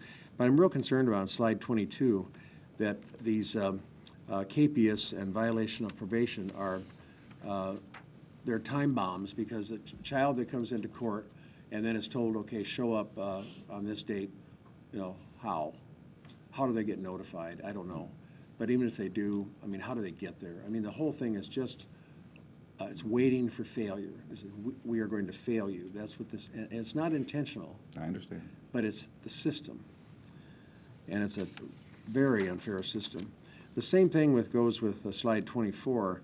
I'd like to see you, and it'd be impossible to do, I suppose, but instead of admissions by race, an additional slide I'd like to see is admissions by income. Yeah. You know, what's going on in the home? You know, is there food? Is there, you know, what's going on? That would be really interesting. Well, I think poverty is driving all of this. I really do. Not all of it, but certainly a big chunk of it. That's my opinion. I'm a little confused by page 30, individualized educational plans. I don't understand what this means. Are these, is it, when I see this number, I don't know whether it's good to have it high or good to have it low. So that's probably a little bit of both, honestly, because it's kids that have special issues that the school district has a responsibility to address. Okay. Could be behavioral or academic. Okay. And so they have to have these individual education plans updated annually. Okay. And what we've been concerned about, which is good, because the hope is you're addressing some issues and helping the kids to to move forward. Our concern was how many of the kids that we saw with the IEPs that were returning to us. Okay. The recidivism for that group was really, really high. And so even though you see projecting out 144 in 2019 and projecting out 66 of those would have been kids that have been with us previously, Okay. you would love to see that much lower, but at least it appears to be moving in the right direction, we hope. Oh, okay. Let me ask you, do you have oh, go ahead. Did you want to say something, Mark?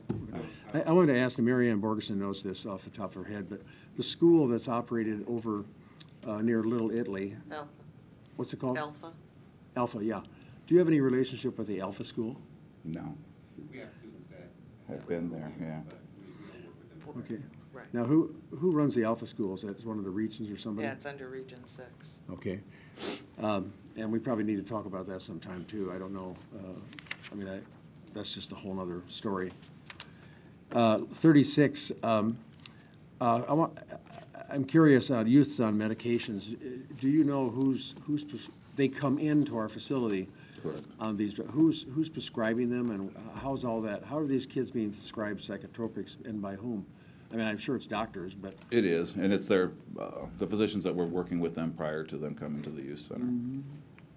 so they have obviously some mental health problems. Yes. Probably caused by some sort of trauma, something happened in their life, or fair. they genetically or something. Right. And so they come into us and they're already on the drugs to begin Correct. with. Yes, sir. And so what do we do?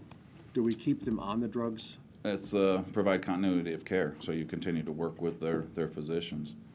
There was a time that we were actually starting to, back them off of their medication a little bit. And then we got kind of sideways with some of their home physicians. Yeah. Because everything kind of makes sense while they're there and things are structured and Yeah. and they don't have to worry about some of the things that you'd mentioned earlier. Yeah. And so it doesn't appear that they need the medications. Well, what we didn't think of going forward was that they're gonna have to rebalance that medication once they leave, so.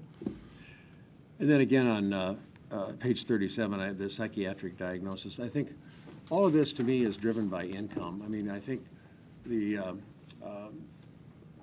situation in which these children find themselves, whether it's witnessing their mother getting the hell beat out of her, or they're having a cousin shot in the face, death of a close relative, and, you know, it is traumatizing. It really damages people. So I think I just really think so much of this is driven by the lack of income. And there've got to be some work on that. And I want to ask on page 38 on sexually transmitted disease testing, are any of these children referred to any organization like Planned Parenthood? Does anybody talk to them about how someone gets pregnant? And does anybody talk to them about the poverty they're headed for if they do get pregnant and have a child? I just recently I have family members who work in that field and talking about, well, I don't want to get too specific, but talking about two young women who, one is 16 and another one is 20, and they're both pregnant now, they have babies, and no child care, can't find anything. I mean, it's just a nightmare. And the stepfather that's a real louse, and their mother's dead. I mean, this is just, those kids are doomed. We need to figure out some way to get in there. And again, I think a lot of it's income. I was listening to Elizabeth Warren. I'm not planning on voting for her necessarily, but she was talking about her years in Oklahoma and how her father was a trash hauler or something, and here she is running for president. But when she wanted to go to school, she had a child, and the biggest hurdle was daycare, that she could not find anybody to take care of her child. And she did find someone, and she was going to school. And I heard this, she said this on television the other night. And what she did is she found the daycare, and then her aunt happened to call from somewhere and said, "How are you doing, Elizabeth?" She said, started crying, and she said, "Terrible. I have to quit. My daycare is gone." Well, this is what happens to a lot of, and I know this personally from two young ladies that I just mentioned, that they are totally stymied. They have difficulty working. They have difficulty taking care of their home because they don't have any way to have anybody pay for the daycare that they need to function and hopefully get out of the fix they're in. So daycare, I'll tell you, that is a huge item to me, and helping young women break that cycle. I just want to say, I think these reports you give are really wonderful. I hope so. And you're doing a terrific job under a lot of pressure. Your facility is under a microscope, and I think you're doing very well. I've known you for a long time. You're professional, and your attitude is terrific. Thank you very much. And P.J. Morgan's going to pick me up and take me out the deal. Okay. Thank you, sir. Thanks a lot, Brad. Mark. Commissioner Kavanaugh. Yeah, a couple of questions regarding the statistics on page 12, page 11 and 12. The average daily population figure for 2019 to date is 84 children. That's your average daily population? For 2019. Right. Yeah. And the average yearly population in 2018 was 78. Correct. That over the past previous 12 months, yes. Right, right. 82 for 17, you know. So we're high 70s, low 80s for the last 2.5 years, basically. Is that right? Yeah. I I'm mean, just looking I at think the on numbers you give us on 11. Shows that 82, 78, and 84 so far this year, right? Yes. Okay. The length of stay, this is page 13, average length of stay, 2019 to date, 39 days, 2018, 50 days, 2017, 50 days. So 40 to 50 days the last 2.5 years, right? On page 24, the admissions by race, you show, I think that you gave the percentages of 59% African American, 18% Caucasian, 20% Hispanic, 2% Native American, 2% Asian. That breakout for 2019 is based on some numbers, and I would just ask how we get to these numbers, because we're in March, of 582, for instance, for African-American kids. it's just simply a matter of taking what we've seen in the first 2 months and trying to project that forward over the next. Okay. So that, you know, over 18 is a considerable increase. In 18, in all of 18, we had 450 African-American kids, and you're projecting 582 And African-American it's just, and it's, yeah, after 2 months, so it's. I understand. think I'm we just need a trying to get bigger- it straight right, because but yeah, I'm yeah. reading these. Mhm. So in all of 18, we had 223 Caucasian kids, and you're projecting 174 Caucasian kids. So a fairly substantial projected increase in African-American kids this year, Correct. and a fairly substantial decrease in Caucasian kids this year, with actually Hispanic Mexican kids coming in as the second cohort after African-American kids. This year, they would, just those two categories, African-American, Hispanic, Mexican, add up to almost 80% of our population. And if you added in the Native American and the Asians, it'd be over 80% minority. Yes. Okay. And That even on- trend is up. That trend that you're marking on 2019 is up over 2018. We're moving towards a more minority population in our youth center. And maybe even a better picture is on slide number 25, the next one, which gives you the previous full 12 months, a rolling calendar. So you can see in January, we had 55 admissions for African Americans, which is significantly higher than our 12-month average of 39. And so I hope that I'm wrong in those estimates that you saw on the previous page.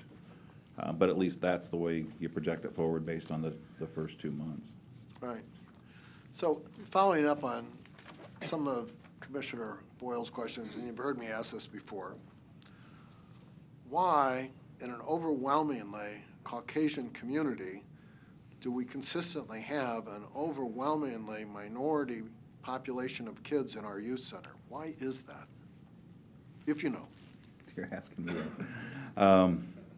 I have said it before, and I do believe this. The criminal justice system and juvenile justice systems are not going to solve this problem. I think Commissioner Boyle's comments about poverty, and I can remember Commissioner Rogers, I asked the question, I wonder if you laid, the DMC issue on top of the poverty issue, had two graphs, how they would line up, and Commissioner Rogers said he'd research that and they would be probably right on top of one another. So I do think there's a direct correlation there. And then with poverty comes so many other systemic issues, and child care, and a family's ability to supervise their children, and so many other issues. And then, of course, we got the DMC coordinator here, so he's the expert. I wish we could point our finger to any one thing, but some of the trends that we've seen is we do see minorities come back with quite a few probation violations. So the challenge is getting individuals to sanctions that they can complete, and then ultimately have a successful completion with probation. And probation does an excellent job working with young people. The challenge really is, how do we get young people out of the system, and how do we keep them out of the system from a DMC perspective? And if I could just say one thing, with regards to some of the comments that Commissioner Boyle made, that's part of the process of bringing in the psychiatric services. So we can try to make coordination happen as families are leaving the youth center, and because part of that is that partnership with Charles Drew. So we're looking to try to minimize the gap in a way where families can receive some of those services without a break. And that's the plus that we're looking at with the psychiatric contract that will be part of the youth center. I'm glad you brought that up, because that's my next question. So what I was going to ask when this was on consent, and I'm glad you're here, is this $28,192.56 that we approved to provide psychiatric services and evaluations to detainees at the Douglas County Youth Center. So we've heard from providers here in the past, I think most recently from Dr. Liu and some of the people at UNMC. Dr. Liu, Dr. Zuha. That this would represent 0.1% of an FTE psychiatric health care provider. That's 1/10 of a psychiatrist. That's correct. That the initial rollout, if you're referring to the contract that was approved today, that's part of the overall psychiatric package that we're looking at, and it's really our first rollout. It's our attempt. That 0.1 is really focused on evals, and as you see, our length of stay is driven in some regards by how quickly those things can occur. So this is just the tip of the psychiatric services piece, but it does give us to put our finger on the issue of making sure that young people are getting those services that they need, and that those evals are getting done in a quicker amount of time, in essence shortening the length of stay for some of our students. Right. And that's good. I mean, 0.1% is better than 0.0%. But It should have a direct impact on some of the evals that we're waiting to get completed. Right. So what we're looking at here is starting to address the need that your folks in the clinic, nurse station, whatever you call it over there, expressed to me their major ask would be, of anything, would be adolescent psychiatrist to treat the children. Well, I'm sorry, sir. No, go ahead. As a medical department, that was the missing link for us. Right. Region 6 has provided us with psychiatric services, and we, at the time, we thought that was enough. We thought that would address what our immediate needs were. But as we continued to address the psychological needs, it became clear that there needed to be that extra layer. Because we have so many young people in with diagnosed conditions, we need to have a psychiatrist to properly make sure that they're medicated appropriately. So this gets us a little closer to that need. But Region 6 and through Heartland Family Service has been providing licensed mental health practitioners and a psychologist. So we've been able to address some of the immediate needs in a crisis intervention dynamic. Sure. So these kids who are under our care, the numbers of them, and they're fairly significant, that are on psychotropic medications, are prescribed those medications by who specifically? What doctor makes the prescriptions? They come up with a diagnosed condition.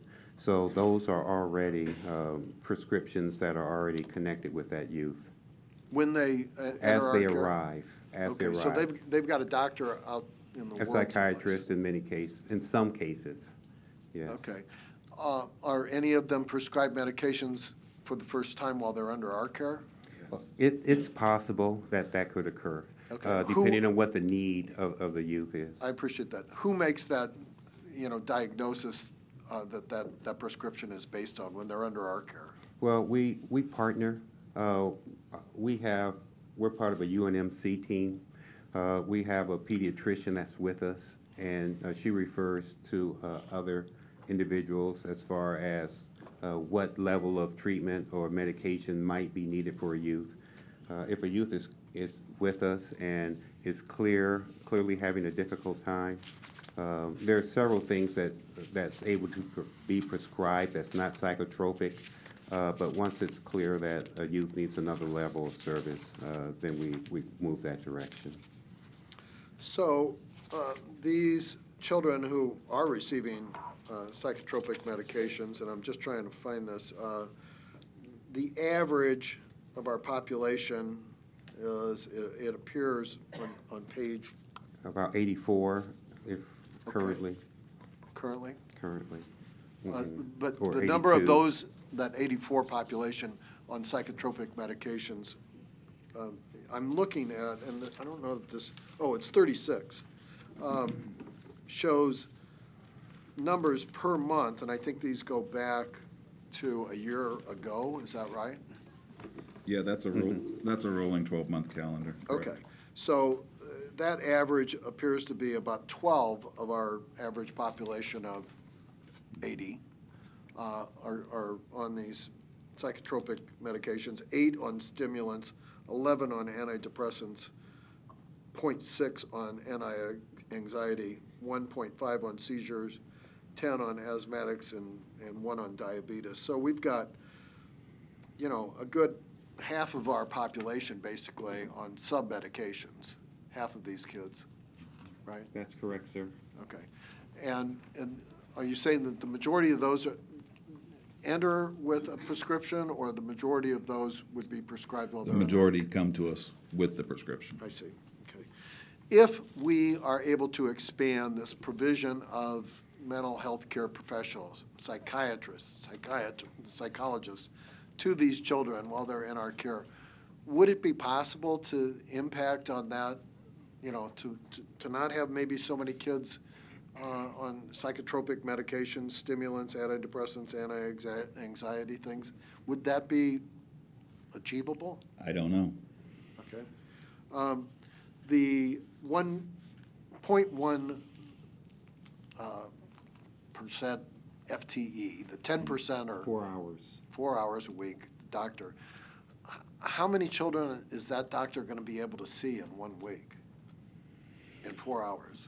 Well, I think like Mark mentioned, this is just us getting started. I understand. We still have a psychologist, and they're going to be working in coordination with one another, the pediatrician from UNMC and the psychologist. So it's going to be more of a collective effort. So I'm hoping that we'll get more out of those 4 hours than just that person working by themselves.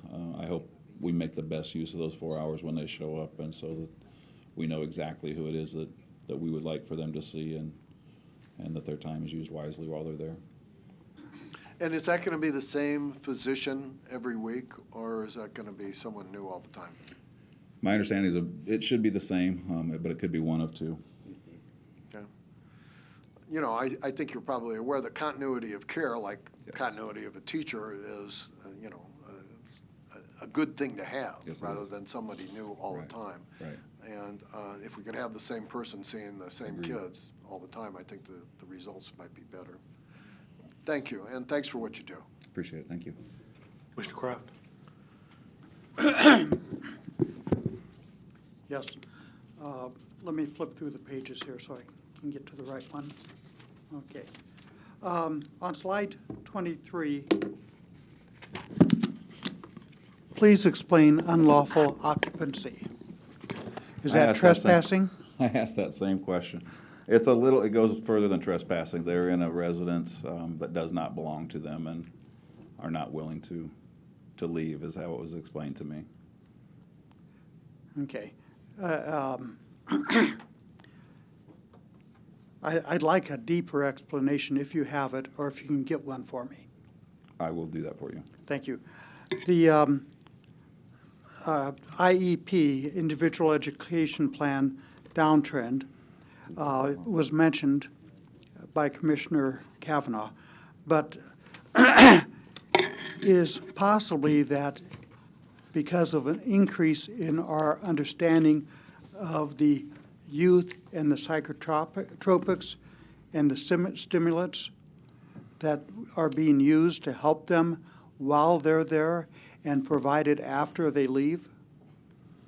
I'm sure there's, more than one explanation, and that probably is a part of that. I know that Dave Collins and Mark have done a lot of work with the school district in this regard. Because I know a few youths, talking to their parents, who are on medication for hyperactive, I can't think of the words, hyperactive something disorder. Okay, ADHD, thank you. And they said as soon as their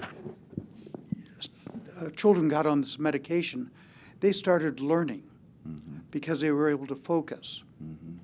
And I wonder, that question came to mind between the two slides there. And that can make a big difference. Just like eyeglasses, I've mentioned that before. My wife, when she was a school nurse at Wakanda and at Lothrop, partnered with the Lions Club and had eye tests done for free for the students in, I think it was second grade. And it was amazing how many of these young people did not have glasses but could not see the board to understand the difference between an E and a H and an O or whatever. Not being an optometrist, it might be a different combination. So they don't learn how to read, and their scores go down. The teacher doesn't know. They don't know how to read.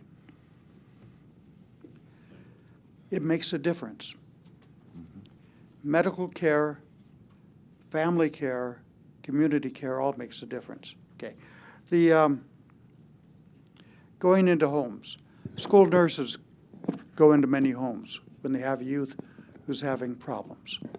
And again, as I mentioned, my wife was a school nurse, and some of the horror stories she told me about not only the condition of the home, but the way she was treated as a nurse when she got into the home, if she even got past the front door. And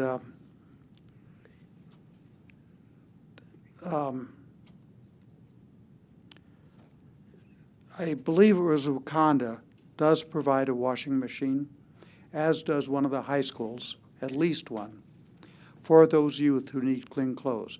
I also know that many of the school nurses, if not all, provide clean underwear for youth as they need them. And it's amazing how looking presentable and feeling good about yourself can make a difference. So let me go to my next page. I would like to comment on what Doug Patterson said about white supremacy. And it's very true, there's a white privilege, white supremacy influence, just as there is an anti-Semitic influence that I feel that other people may not feel. Being Jewish, I feel it and I'm more sensitive to it. But what we're trying to do is take some of that disparity away. We're trying to make the youth center more equal to what our population represents. But that's going to take a lot of problems. I have one other issue. I have more than one issue. Page 24, the 2-month, you project a year out on 2 months. I really don't think that's a good slide Right. because you have 1 or 2 months that are. Exactly. I was thinking the same thing. If you look at the next slide, that, Yeah. I think that rolling I 12-month think that slide calendar should be is- dismissed is because it more- can be very It is. misleading and deceiving. At least this early in the year, for sure. Yes, at least it's early. At 6 months or 7 months, it might be better. And then, Mr. Chair, if I can ask a question of you regarding the upcoming youth center. We are going to be partnering with some people. Would you be willing to discuss how that's going to affect, who we're partnering with, and how that's going to affect the population at the youth center? Well, when you say partnering,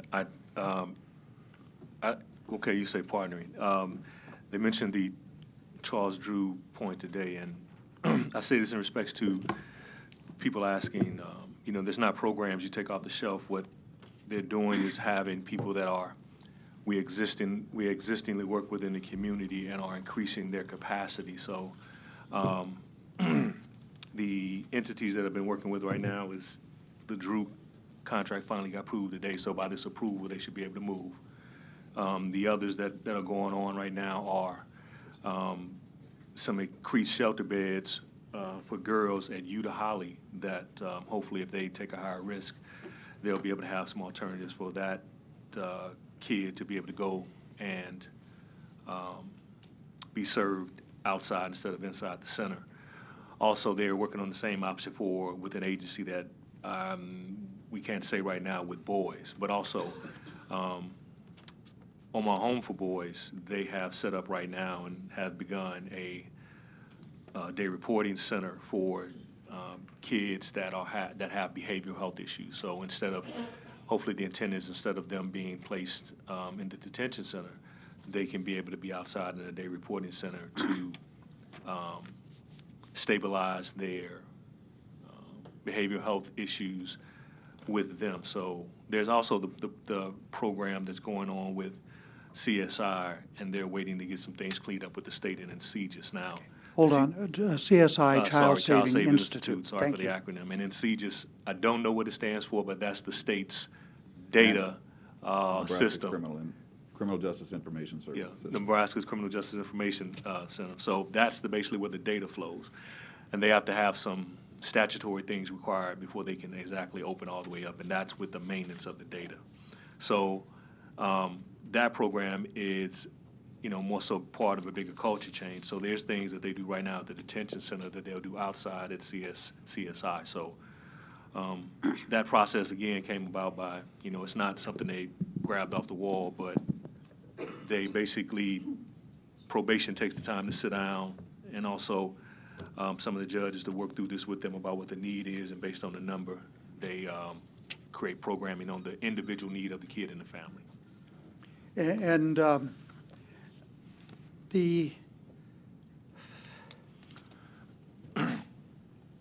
it's going to take me a minute to figure out how to compose what I want to get across or what I want to ask. It's kind of both. The expected, well, so many of our youth are in there waiting for placement, okay? We are looking for, these are people who've been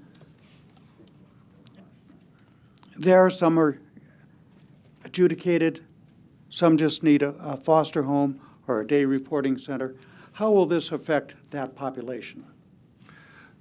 Well, I'm assuming what you're going to is the new statute, but it came out of LB 1112 and 670. So beginning January, in juvenile terms, the detention center cannot be what's known as a final placement. And that placement means that they don't serve out their time there like a adult does in adult facility. So placement means they are there waiting to be placed at a service. So what happened July 1st is that we started evaluating the population now, at least every month now. It was a couple of weeks. And then July 1st, those kids that don't have a placement by law, we'll have to find a placement now. What I'm told by the judges is it's just going to be a free-for-all. That's why we've been working for the last year to try to find different placements and to get these things operational. So the Charles Drew one is one of them, and these other pieces come on. Our goal is to have them operational here in the next month to try to make that happen. So that's the hope. I mean, every month it's different. Earlier in the year, when we started looking at it, those numbers range from 20 to 25 to 15. Friday, when we looked at it, the number on that day that if they would have been released was about 15. So,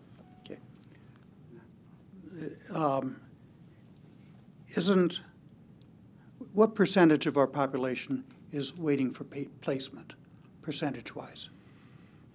It's a moving number. Today we have 82. I would say probably 10. But that's 10 out of more. 82? Yeah. Okay. So that's, 10%. 16. It's moved a lot. Greg just informed me we got 20 right now with release orders. Okay. So right now, the that population's alone up and we've will got a make lot a waiting for significant placement. difference. The follow-up, I want to comment. I've been studying juvenile justice for 10 years. I have a feeling Commissioner Rogers or Chair Rogers has been studying it deeper than I have and longer than 10 years.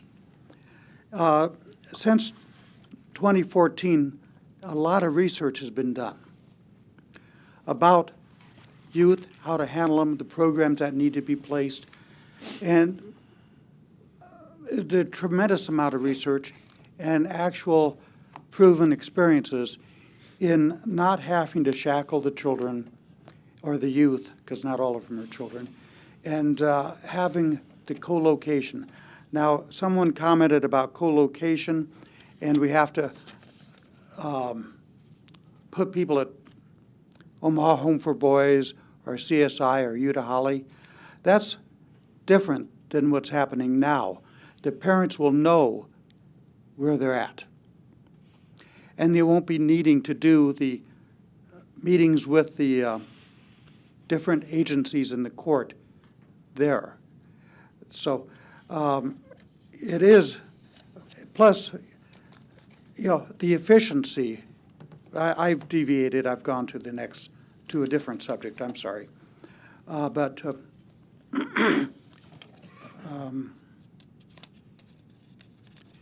And yeah, that's, I think I've covered everything I wanted to. Thank you. Thank you, Commissioner. Commissioner Boyle, I have you down. I have you down as one. Okay. I have no questions. Okay.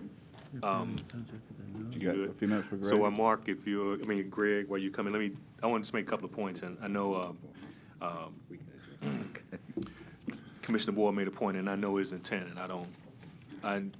I know where his heart is. The only point I'm making on it, to what Commissioner Boyle said, is about, the poverty piece, and I just want to make sure about the misdemeanor piece, that, you all make sure those words, I think, kind of stay where they are, because that's the whole world of juvenile, is the language, and that language is intentional. And, somebody said something before about trauma. I think it's fair to say this is the underlying piece that's been here for the last 6 years that we've been talking about. But I think when you talk about a trauma-informed environment and even the language you use, misdemeanor versus this, that's the world of juvenile. So I just point out Commissioner Boyle's point, because, I agree poverty has some parts, but, I feel like I have to make this disclaimer to some people out there, because they'll run with this, that poverty should not be seen as this underlying cause. I know a whole lot of people that's been doing the right things, and I know that's not your intent. Right.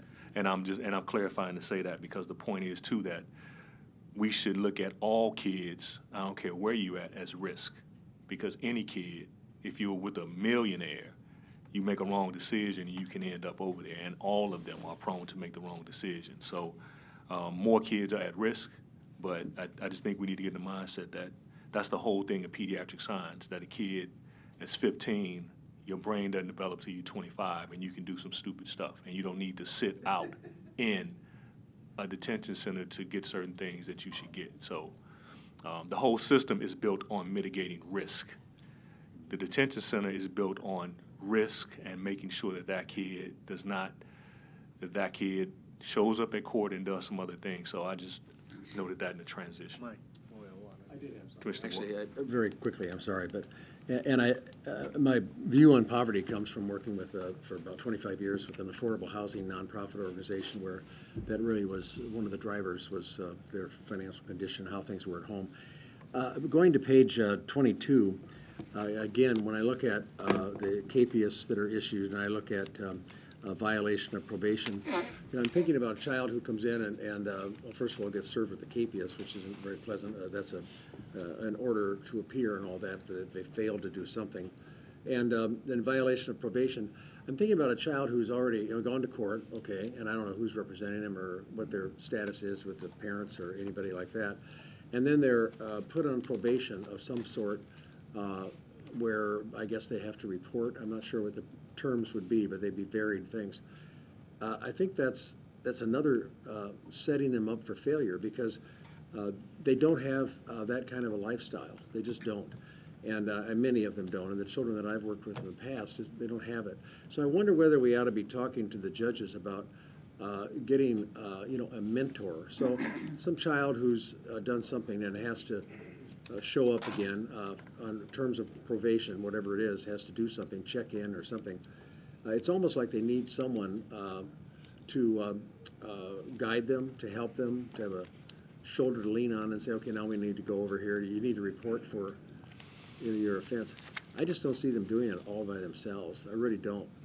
And we're missing the boat. And then when they don't appear, then it accelerates.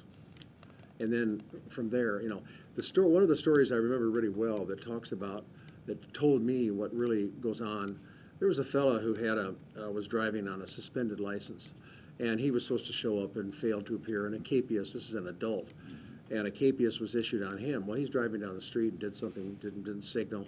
So the police officer pulled him over, and he took off. The driver took off, and a high-speed chase resulted. And because there was a warrant out for his arrest, so a high-speed chase. So the guy drove, and he drove to his home. And he parked the car and ran in the house, and the cops were all there and everything. He ran upstairs, and he jumped out one of the back windows trying to get away. And he jumped off the roof and died. He died because he was driving on a suspended license. So, I mean, that's an extreme example. But this is where all of this stuff leads, when there are these tiny little offenses, and pretty soon they accelerate, they fail to appear, and then things get bigger, and then there are more offenses, and that is a critical problem, and I'll quit talking about it, but that is something that needs to be dealt with. You're right. It's not your deal. Yep, I agree. Thanks. Okay, great.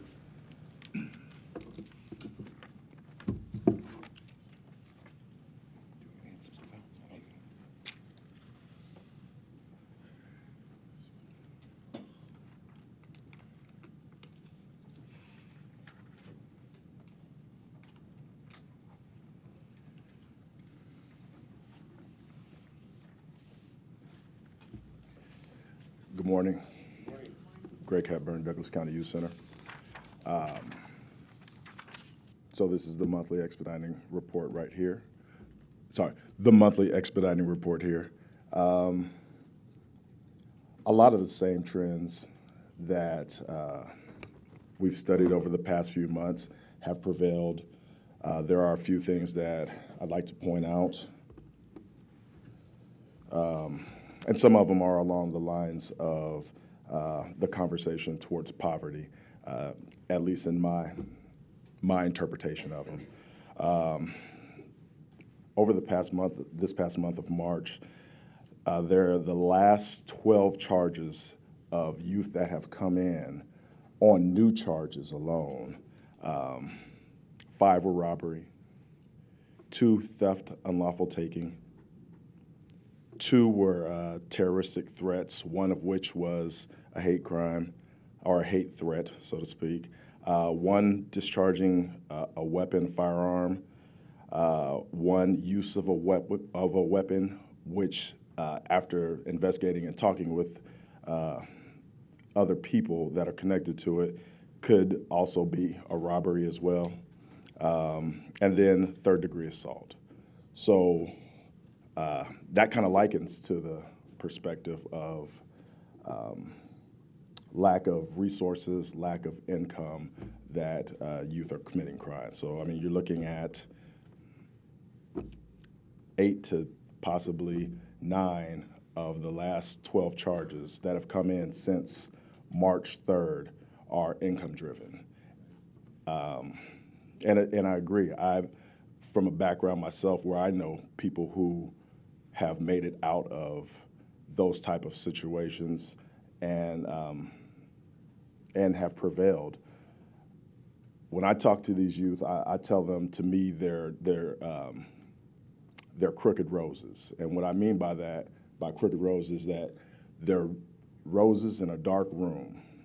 And if the only light in that dark room is coming from the side and it's not coming from above, the rose is going to grow towards the light.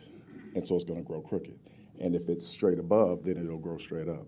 So what, in my estimation, needs to occur is that we need to look at putting more light in the room.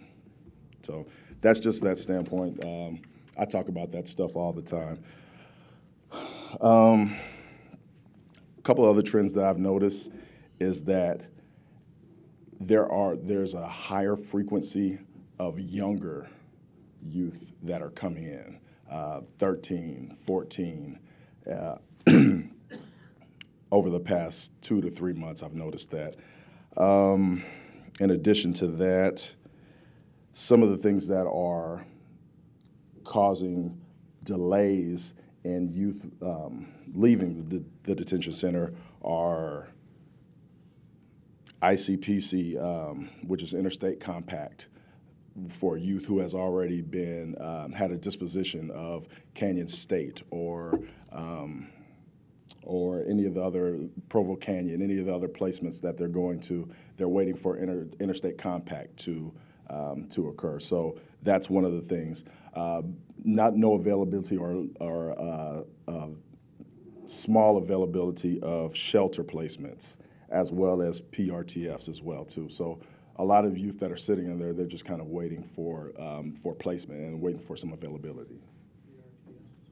Sorry. Psychiatric Residential Treatment Center. Yes, sorry.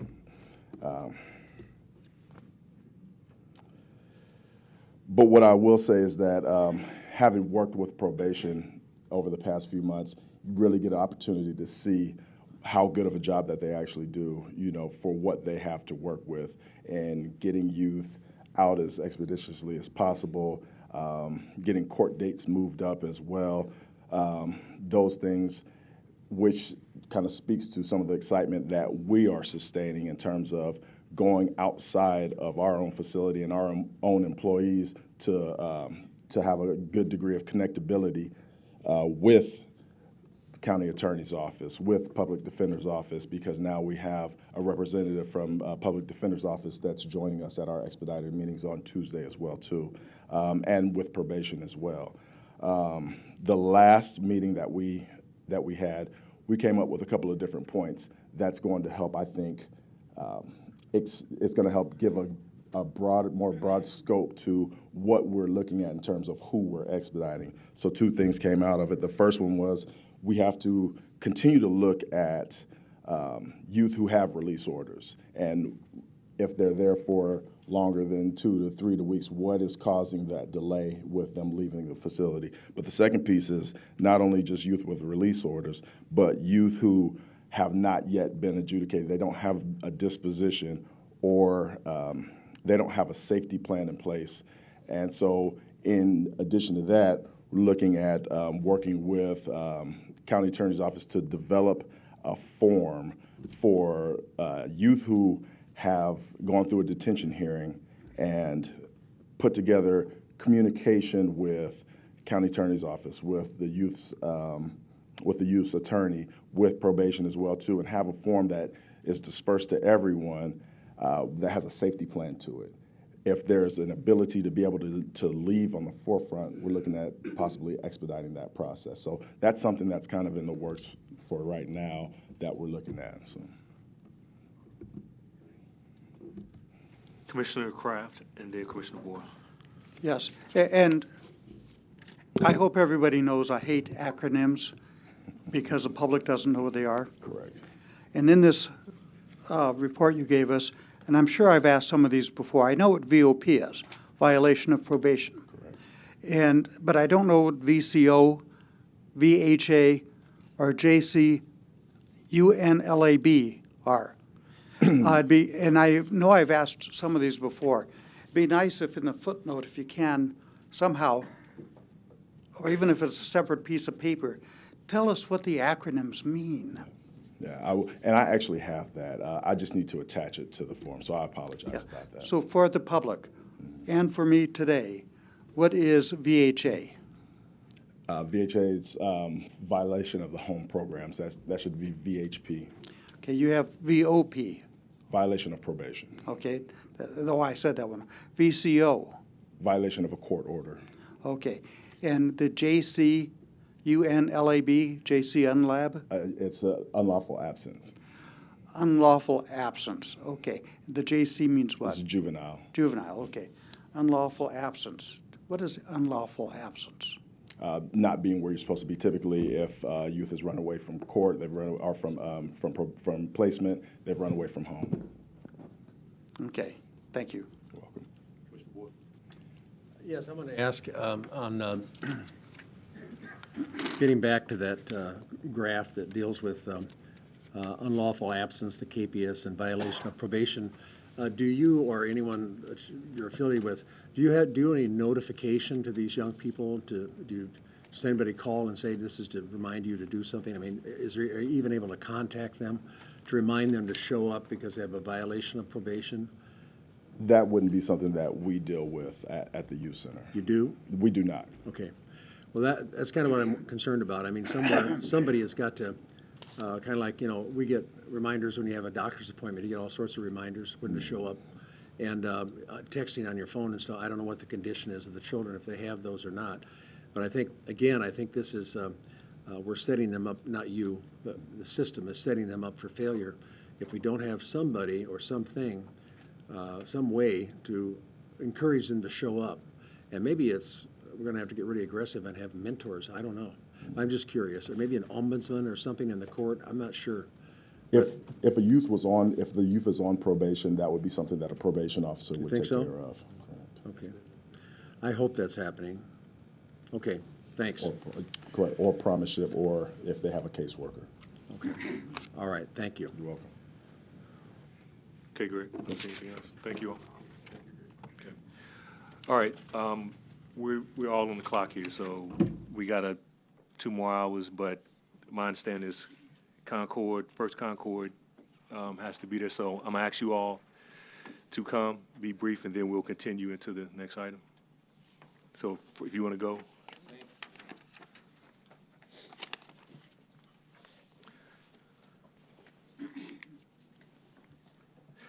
Moving to item G3, the approval and resolution allowing First Concord benefit groups to provide the county employees educational sessions regarding Medicare. Give them time to set up. Okay, good morning, Commissioners. Good morning. Actually, we have received prior approval on providing educational meetings and on the September agenda. And Amy, one of my partners, we provided educational meetings on Medicare in, is that November, October? In the fall. We had 8 meetings, and they were well received, and we were very happy to do those. The other resolution that we're here to talk about is the cash in lieu program. And a little bit of background, First Concord is a third-party administrative company that has been endorsed by NACO since 2004 to work with all Nebraska counties to provide Section 125 services to, and it's the platform of which cash and loop programs are established. So in working with NACO, I work with your Executive Director, Larry Dix, who is here to give you a little bit of background with the cash and loop and the counties. So. Mr. Chair, if I may, can we get the name of the gentleman that just spoke? Oh, sure. I'm sorry.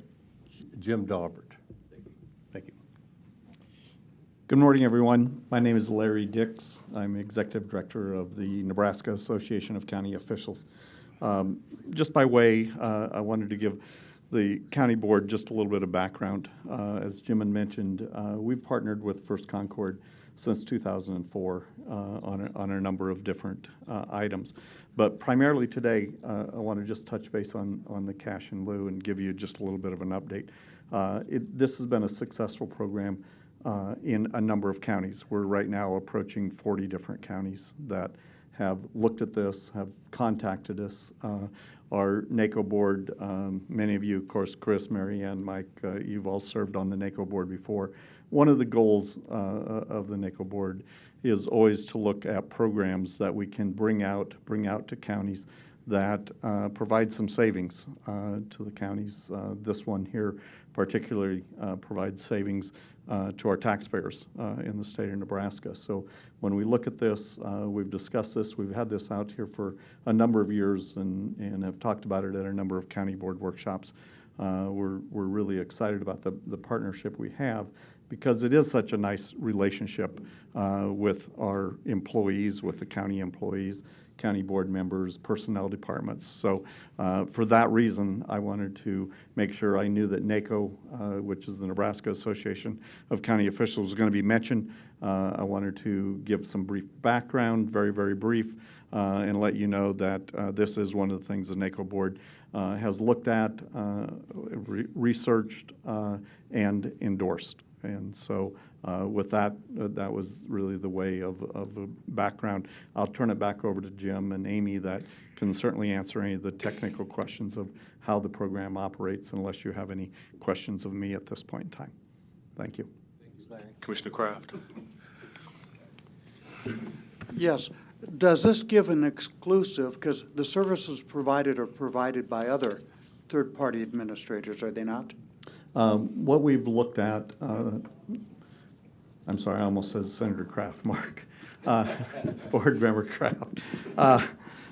When we went and the NACO board explored this, we looked at a number of companies that could provide these services. One of the unique things about First Concord is it's tied into a Section 125 plan, and there is a plan document that has to accompany it. And so when we looked at other entities, we didn't find anybody else who met the letter of the law with the plan document. That was a discussion in front of the county board. That is the reason why they went the direction that they went. Okay.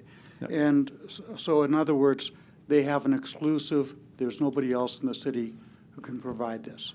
I can't say that 100%. I know when we did our research, no one else came forward to provide us this program. So if we have somebody in the community who, in addition to Concord, can provide this service, is this an exclusive that our county is giving this group so they can do their sales pitch on the alternate plans? Well, that certainly would be something, you know, for your county board Okay, so to decide. it's not necessarily an exclusive. I don't know that, we've only said from NACO's point of view, from our board are the ones that have endorsed First Concord. Okay, I just want to make sure we're not giving them an exclusive. Are we, Mary Ann? Yeah. Not that I know of, but again, this is something that as we look at our rising cost in healthcare, it was an idea to bring forth to see what we could do to offer something to the employees, which was again endorsed by NACO. And I know that, and it's a good idea, and it's a good plan. Yeah. I'm not trying to denigrate it. Next question I have is you used word successful. define what you mean by successful in this case. Sure. In this case, a number of county boards have looked at it and looked at it from a point of view of providing good health care to a number of employees, not just folks that are over a certain age, but we also have a number of situations in county government where another spouse is receiving health care benefits from another political subdivision. And in that case, both political subdivisions are paying the premium for health care providers because it's provided from both associations. Therefore, the taxpayers are the ones on the hook at the end of the day for providing or for paying for the double premium. So by able to reduce that, we believe we've reduced taxpayer dollars that are going out to being paid for healthcare premiums. So that would be where we would say it's successful. It's successful from a property tax dollar point of view. Thank you. And how did we arrive at the $400 a month figure? That, I'm going to sort of punt that one back to Mr. Daubert. I think that was a discussion amongst folks in Douglas County and some of the finance folks that looked at that dollar amount and came up with that amount. Thank you. Thank you. Jim? Who's going to? Oh, staff? Staff, okay. Yeah, and Jim can add to this as well, but my understanding is it's just looking at what amount would be sufficient to cover any gaps if somebody went over to Medicare and there's some aspects of Medicare where there might be a gap that you would get a supplemental policy, and then that 400 would be hopefully sufficient to cover that. And the savings to the county will be? Well, the savings would be in claims costs because those people will be moving off our plan onto Medicare. So yes, there will, to me, logic says there will be substantial savings, but I think it's going to be pretty difficult to put a number on that because we don't know what the claims are going to be. Okay, thank you. I'm done. No further questions? Thank you. Add anything? Okay. I was going to say that in terms of cost savings, the per employee per month cost to the county currently is around $1,300 a month for health care. And the cost for any county that has an aging population where you have older employees, the cost for the chronic disease situation increases, and that's where the real claim costs come from. We were able to determine from asking Blue Cross the claim savings just for the group of people that are 65 and over that are currently on your plan, and it would save the taxpayers over $3 million. So there's substantial savings there. Seeing no questions, what's the will of the board? We can do them both together. Motion by Commissioner Borges and second by Commissioner Boyle. Please vote.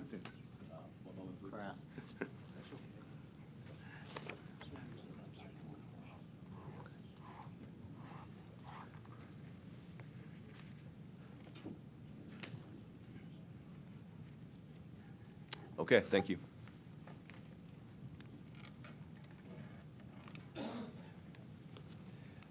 Motion passes 7-0.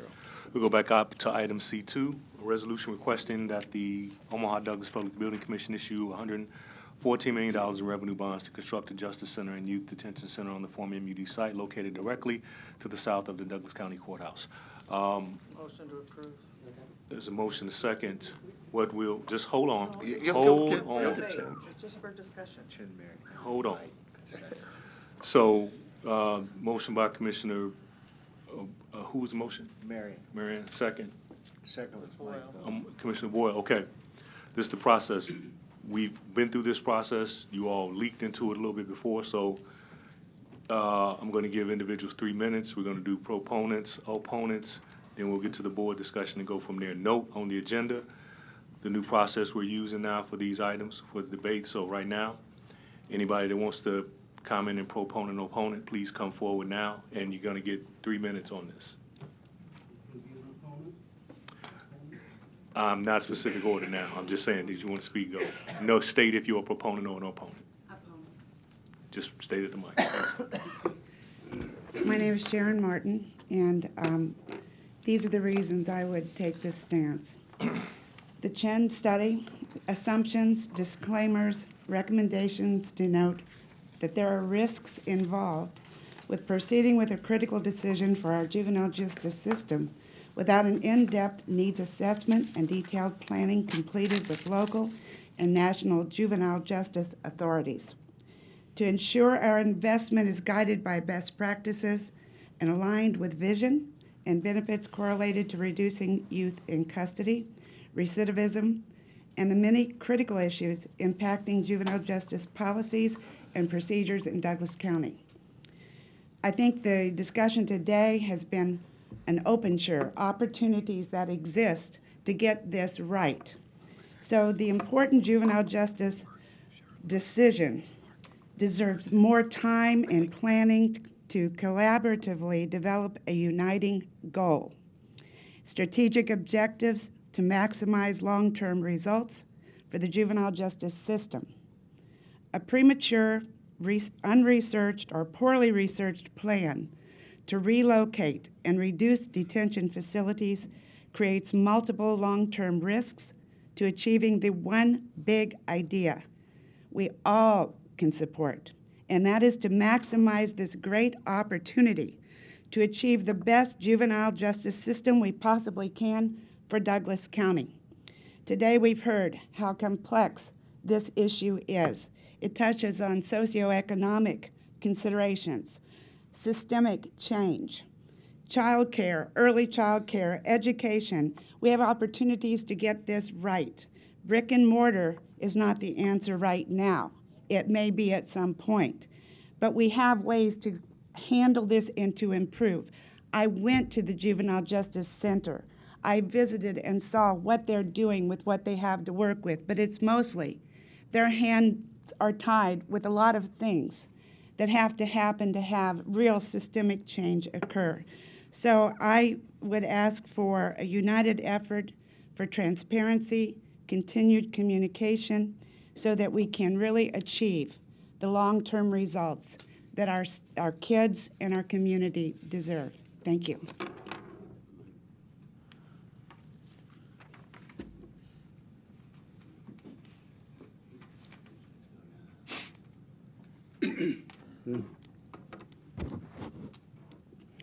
Good morning. Doug Kagan, 416 South 130th Street, representing Nebraska Taxpayers for Freedom. We urge commissioners to alter this resolution pending further discussion about the location of and design of the Juvenile Detention Center. Although public officials and private parties have shown the public several preliminary costs and designs for this facility, we believe that the entire board should hold public town hall meetings to solicit wide public input. These cursory meetings in room 903 upstairs are not sufficient to attract public input. It still sounds like a plan already decided. Only Commissioner Kavanaugh has sponsored community-wide public meetings. 3 years ago, the county board, with our endorsement and our campaigning assistance, passed a $45 million bond issue requiring no tax increase. Then we believed that the county commissioners were proceeding with true concern for taxpayers. In 2016, there was absolute transparency with active solicitation from the public. Members of our taxpayer group toured the West Maple campus and spoke with county officials often. Now you are asking county taxpayers for a probable tax hike for construction that would cost more than double the 2016 bond, $114 million in revenue bonds. In 2016, you offered county voters a choice to vote yes or no on a bond issue. All we ask now is precisely what you offered us taxpayers in 2016, an opportunity to vote next year on locating and funding a juvenile detention center downtown or expanding at 41st and Woolworth Avenue. In the meantime, proponents of both sites will have an opportunity to present their alternatives to the voters. Public town hall meetings, public debates, panel discussions, and forums extensive media publicity and coverage. Therefore, we ask you to detach the cost and construction of a juvenile detention center from this resolution pending further public discussion and vote. In other words, what we're telling you is in 2016, we had a lot of public discussion and then a vote. It appears to us now that you want to do the vote and then have public discussion afterwards. It doesn't make sense to us. Thank you.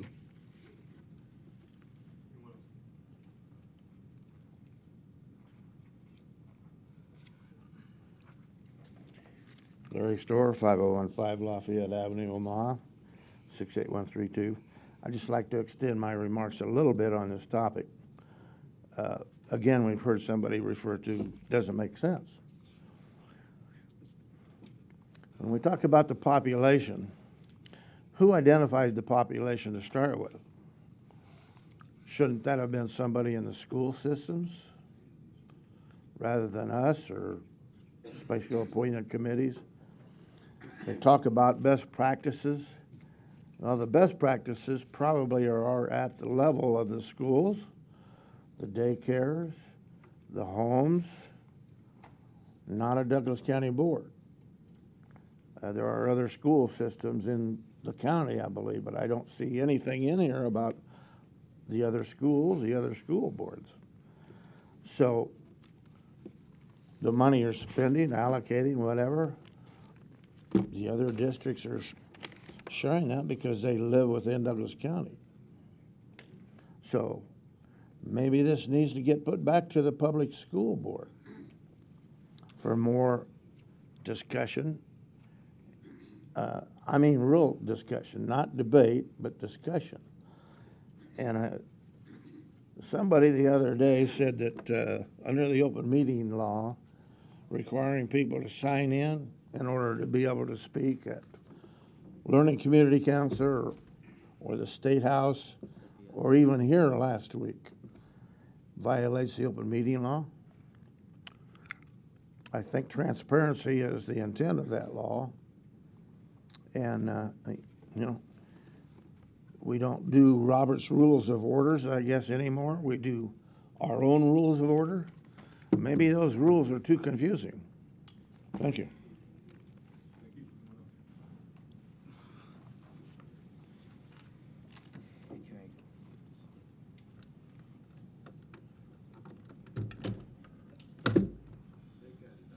Oh, they got it on. Thank you. Luis Jimenez, 518 North 40th Street. I'm showing here a design by HDR, and it has the green space on the rooftop for juvenile detention.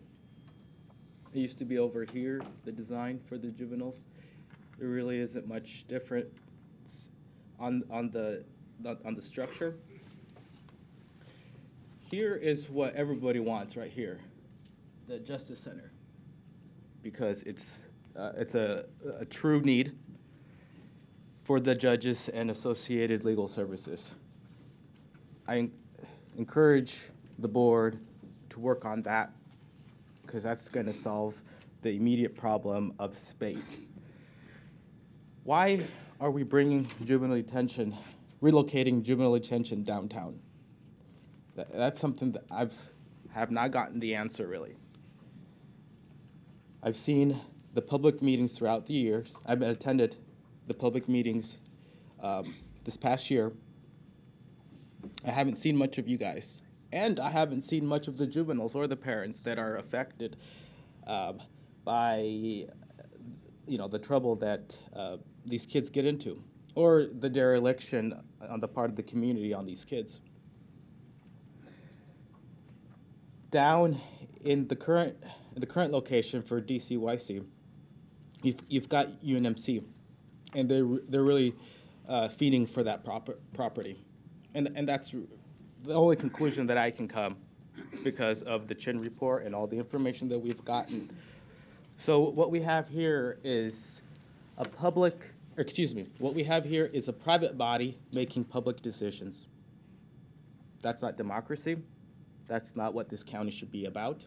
And that's not what the you as representatives were set to do, especially you, Mr. Rogers, and I'll include you, Mr. Kraft. We want to be able to speak to you guys, not the board, because the board, they'll shut you up, the private board. And another element to this that I feel is a reason why relocation is being forced is that today, for-profit detention and incarceration is very profitable, and that's going to add to the portfolio of, this plan will add to the portfolio of HDR, Burlington Capital, and the very inexperienced nonprofit. Thank you. Anyone else? While you're coming, let me respond to that, because that now we can. Yes, we can now. Hey, I'm gonna ask you to mind the outburst. Let me go to this point of for-profit. Wait a minute, I'm allowed to do that. The statement was made, for-profit detention and corporations. Note, this facility is not a for-profit facility. If a for-profit jail comes in, I'm gonna ask you to be quiet. A for-profit jail cannot, or detention center, cannot be approved in the state of Nebraska without permission of the Director of Corrections of the state. I'm making this point because people need to know this is not a facility ran by a for-profit corporation or proposed to be. It's ran by the public. You intermingle the comment, and the public needs to know that for sure, because that is one point that I do not want anybody getting confused about. Whoever's next. Mr. Chair, I'd like to point a personal privilege. I think, with all due respect, I think you're out of order. You're making a point that Commissioner Boyle. others have tried to make. Someone makes a Commissioner Boyle, I hear you. No, wait a minute. I hear you. The point made with the other points, I will be polite. I will. You know how I respect you. You know how I respect you. So here's Listen the to thing, what you I'm are saying. responding to a person who spoke at the podium, No. and that's what we think we ought to be able to do when someone says something that isn't correct. That's the only point I politely make to you, and I'm pleading with our county attorney to rethink this order where we cannot contact and speak back and have a conversation with the people who are testifying. That is just absolutely ridiculous. Commissioner Boyle, that's not Thank the you. point on this. And to your point, the point made is that during public comment, we've stated this and sent this out, well, we cannot. There is So my only point was to make sure that this fact was not done. That's my point, too. Okay, but you can't do it during public comment, and you Yeah, I know think we that. can. You It's cannot. Ma'am. Ridiculous. Good morning. Good morning. I'm Norma LeClaire from Bellevue, Nebraska. I guess it's time for Mama to speak again. I have toured the Juvenile Detention Center. I know that it's bright, it's clean, and everyone there is doing a terrific job. We should be very proud of what is happening over there. They certainly have room for 48 beds and plenty of room for growth. They have room for any problems down the road. I've been to Mayor Stothart's town hall meeting. She said we're going to grow. I believe that. And now it brings me to what possessed the Sherwood Foundation to contribute $5 million to a new building and $5 million to untested programs. That is $10 million spent before one-child benefits. Why wasn't the Sherwood Foundation influenced to give $5 million for updating our existing juvenile detention center and $5 million to the current tried and true programs? The youth could be benefiting right now. What is the real story? Thank you. Anyone else?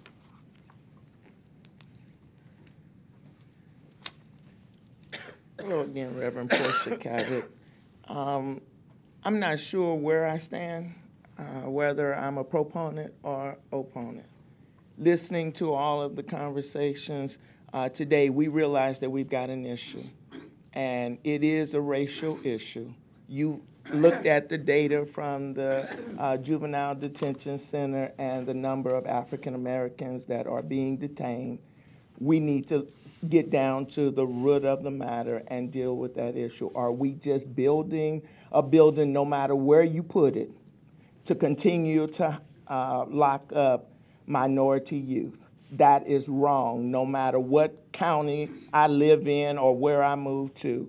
So we need to look at that. We have to address the real issues. Don't get caught up in where a building is going to be located. Whether it's downtown, whether it's where it is, children should not be locked up. So please, let us think through and make sure that we are meeting the needs of our community. If it's a social economic issue, let's address the social economic issue. You just passed the law or the company to make sure that your Medicaid or your medical insurance, so you're taking care of yourself, but want to make sure that you take care of all of the residents, those residents in this county that can't speak for themselves.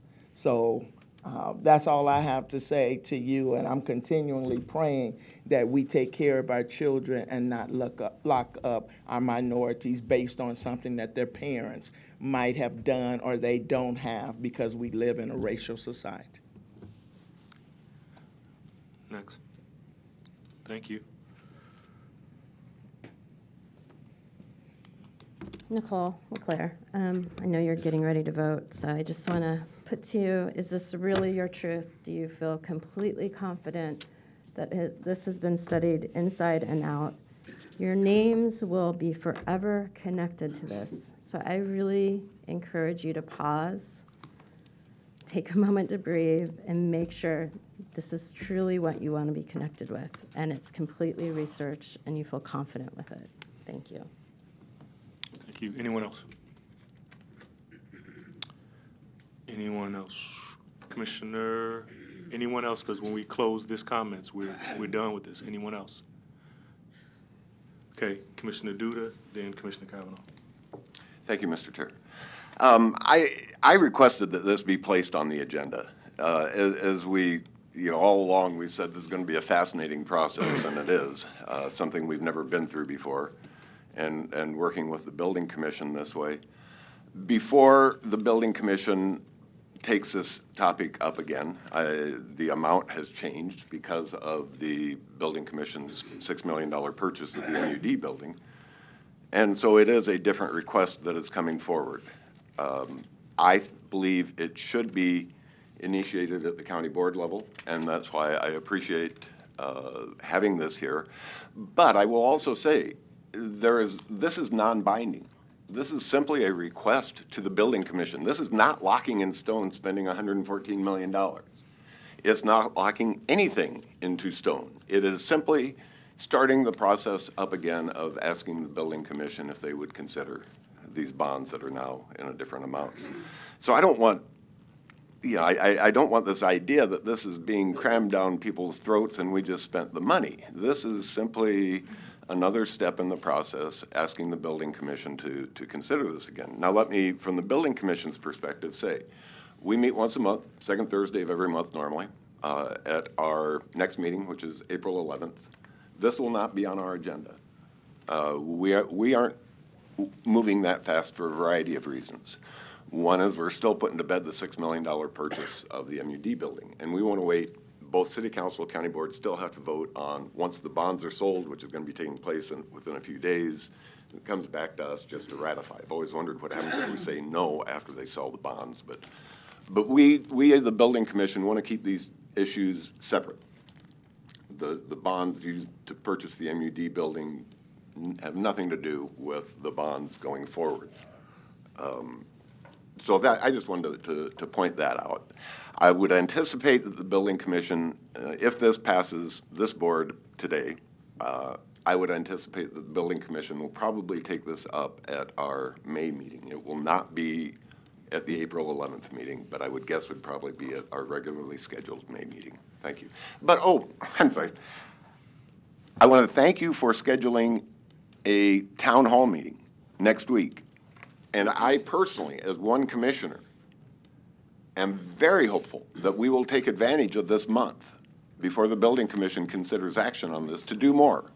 I would like to have lots of town hall meetings. I would like to have them all over the community. I want to hear from North Omaha. I want to hear from South Omaha, West Omaha. I agree that we need more public input on this process. And so I hope that we will take this 1 month break before the Building Commission considers this to seek out as much public input as we can and go out into the community seeking that public input. That would be my request to the board. Thank you. Commissioner Kavanaugh. Thank you. This is a proposal for a $114 million property tax increase on top of the $6 million that we've already agreed to offer MUD for the block, which I supported.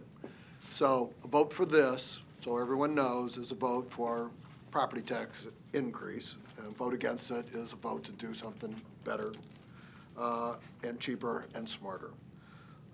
This has been ramrodded through to this point, and you just heard one of its proponents say, oh, we're not even going to consider this, but let's get the approval from this board. Let's buy in. Let's do what the private corporation tells us before we have these much delayed and touted now public hearings. Well, we've been holding public hearings for the better part of a year. As a matter of fact, the UNO hearing coming up is an echo of the UNO hearing that was held a week ago Monday, to a full house. Commissioner Boyle was the only one besides myself who attended. Everybody's stepped up and spoken in public, and it's overwhelmingly in opposition to the $120 million private corporation proposal for a construction project downtown. That includes a kids' jail. This resolution calls for that kids' jail's construction. So before we go throwing our support behind this huge property tax increase, I'm offering an amendment, again, we've talked about this before, to explore alternatives. We got to take the blinders off and look at alternatives that are better for the kids, cheaper for the taxpayer, and smarter all around. So this resolution states, whereas Douglas County has signed an agreement with the Metropolitan Utilities District to purchase MUD's property located directly to the south of Douglas County Courthouse, and whereas there is a current proposal that calls for the county to sell the property to the Omaha Douglas Public Building Commission, and for the Building Commission to issue $114 million in revenue bonds to construct both a Justice Center and a Youth Center on the site, and whereas this board supports funding for the development of alternatives to the $114 million proposal, and whereas the alternative proposals developed should conform to relevant best practices, and whereas the Douglas County ballot initiative to fund whichever proposal is ultimately approved by this board should be placed on the May 2020 primary election ballot for voter consideration. Now, therefore, be it resolved by this Board of County Commissioners, Douglas County, Nebraska, that this board hereby authorizes county funding not to exceed, and I believe that Commissioner Boyle is going to suggest a number there, for the development of alternatives to the $114 million Justice Center project proposal, with such alternative proposals conforming to relevant best practices. Be it further resolved that Douglas County ballot initiative to fund whichever proposal is ultimately approved by this board should be placed on the May 2020 primary election ballot for voter consideration. Rather than ramrod this thing through and do it backwards with let's do the authorization before the debate, no one does that, we should substitute this amendment for the amendment before us, and I make that motion for substitution now. No, I'll second it, and I do have some amendment that I'd like to make. Good. There's a motion, and then there's a second. Motion by Commissioner Kavanaugh, second by Commissioner Boyle to amend and insert the language. May I make some comments about this? The reason I support this is really what I tried to do when this all started. I feel like, and what I said to George Ochoa about Mr. Kavanaugh's plan, I said what we need to do is to hire someone to really, an architect, engineer, contractor, to really put a price tag on this and all this sort of thing, so that we can really compare it to what the other plan is. And that hasn't been done. And so I'll, again, and I asked the county board to do the same some months ago. So I'll put on that now therefore, the last one that says now therefore, I'll add the dollar amount not to exceed $20,000 for development of a plan. And I know how this vote is going to go, so let's just, I'll do that, and then let's go ahead and have the vote. I'd like to speak to that. Yep, speak, please. Okay, I appreciate that second. We just heard that there's no rush to pass this resolution. We've got months before the building commission will even bring it up. So the idea to do this today is a classic example of the ramrod techniques employed by HDR and Burlington Capital. The representatives are here today. You haven't heard a peep out of them in support of their proposal to get this thing through. They've been paid over $1.2 million already of your money to feather their own nest. This is a profit corporation making $1.2 million of your money to do this proposal. I appeared at a hearing a month ago where their representative showed us a half dozen pretty slides, no numbers, and said, where are the numbers? Where are the floor plans? Oh, they couldn't give them to us then. The next day, they produced this big honking document and delivered it to the office. It was not distributed to the board. I didn't receive a copy until March 18th. This is consistent with the hide the ball techniques that have been used on the Sherwood Foundation letter, which was not delivered to the board for over a month.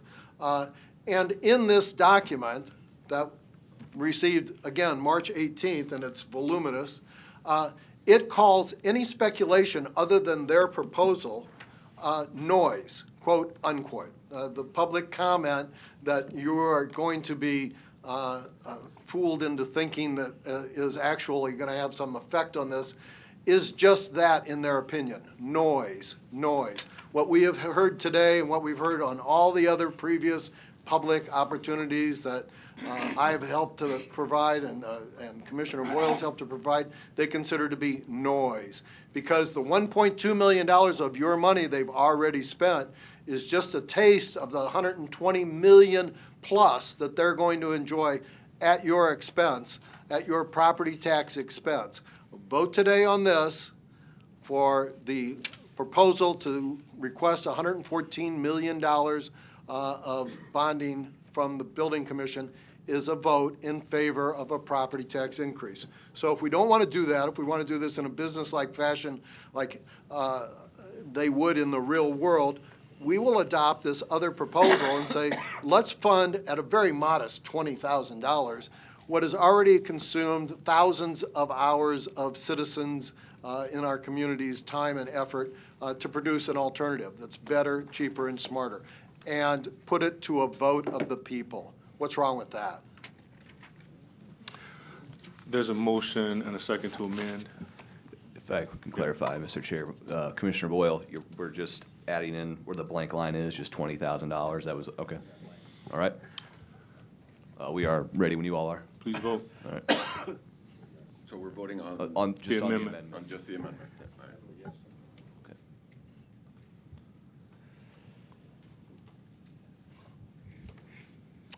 Motion fails. Commissioners Kavanaugh and Boyle voting yes, all their commissioners voting no. Back to the original amendment, Commissioner Morgan. Okay. Okay. Okay, seeing no further. Commissioner Kraft, sorry. I see you.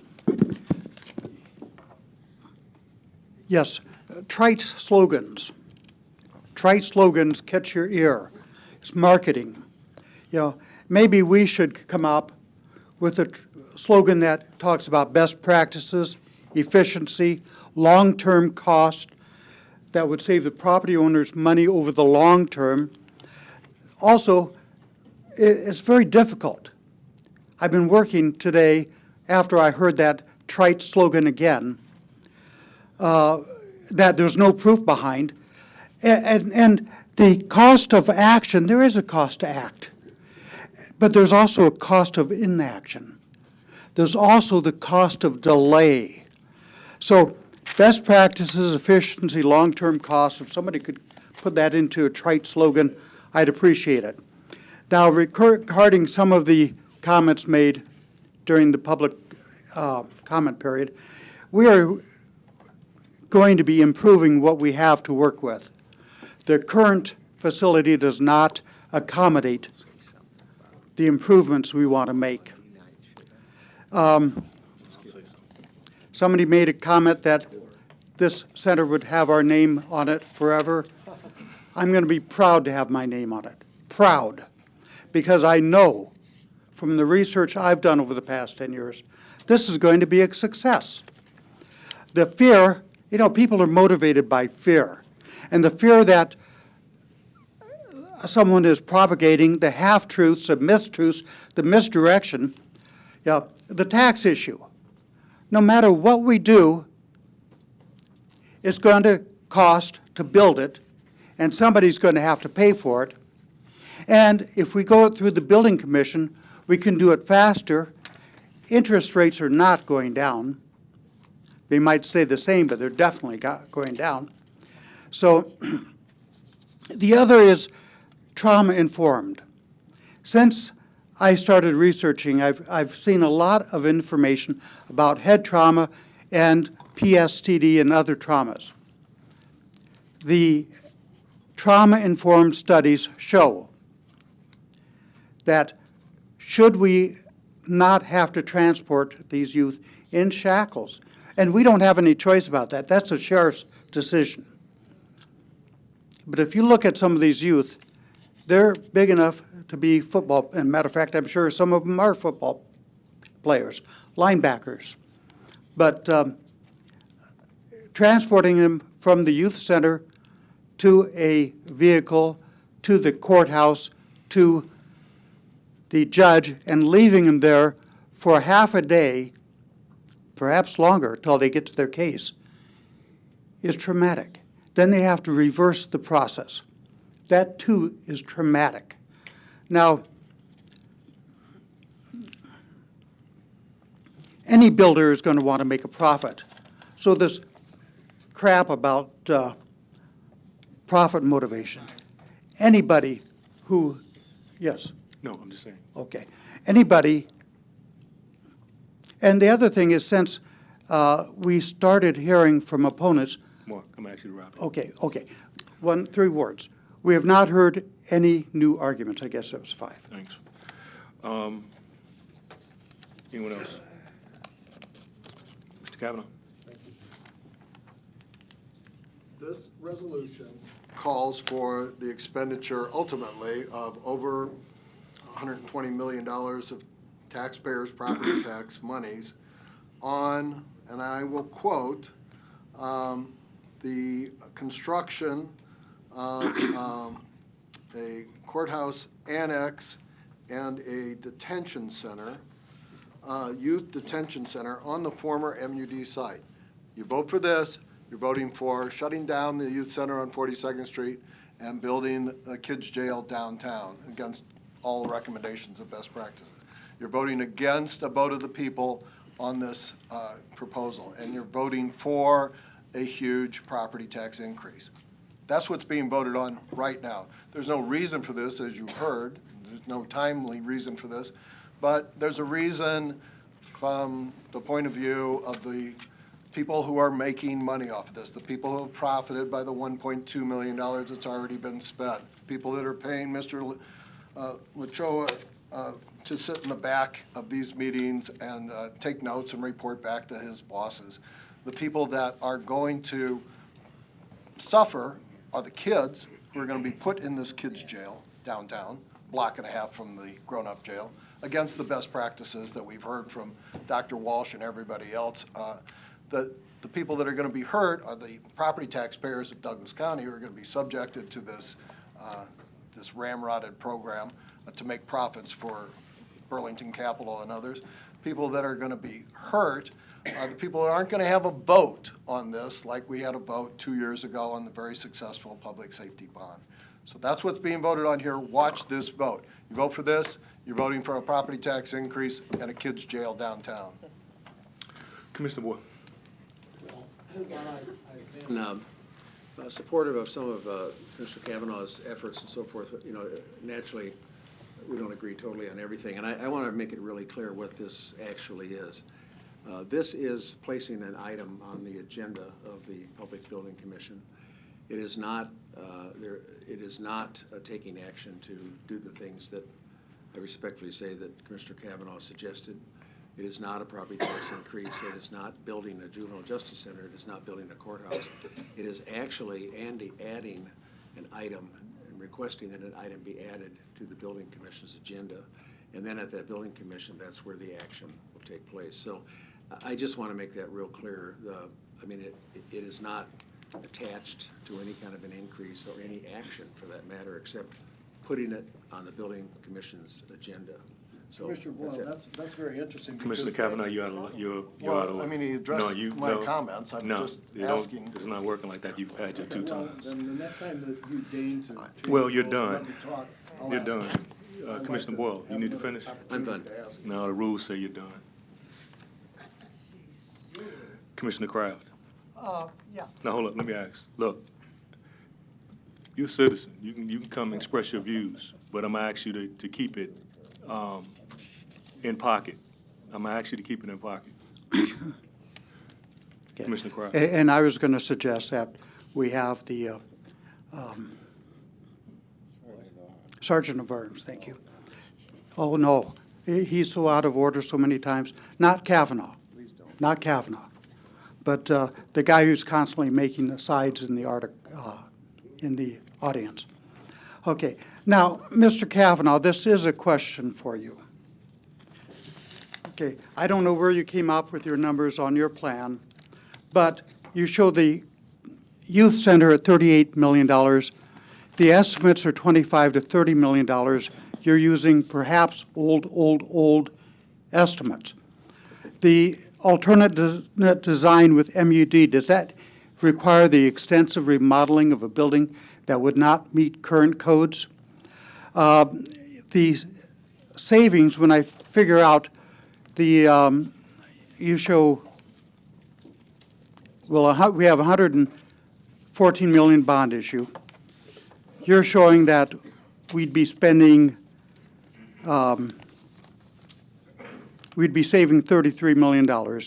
Well, if we take off the $8 million in your overestimating the youth center, and remember, we have a guarantee on this. And if you take off the $10 million that has been pledged by an organization, and if you add the $5 million toward programming that's dependent upon this, and your savings come down to nothing, maybe even a cost increase. Your loss of parking at the, judging by your plan, at the current youth center would make it even more difficult, because right now, many times, the parents have to walk 2 blocks, and there'll be parking, much more parking accessible. Now, the other thing is you say an excessive tax increase. Excessive tax increase. How is your project going to go forward at your price without an excessive tax increase? The builder still wants to be paid. The architect still wants to be paid. The cost of the land is there. There are plans for the Omaha Housing Authority building that not providing and agreeing to the terms we met when we purchased the property could be very costly. You are, fear tactics over and over, and fear tactics tend to be remembered. Trite slogans tend to be remembered. And that's what we're dealing with. Trite slogans and fear.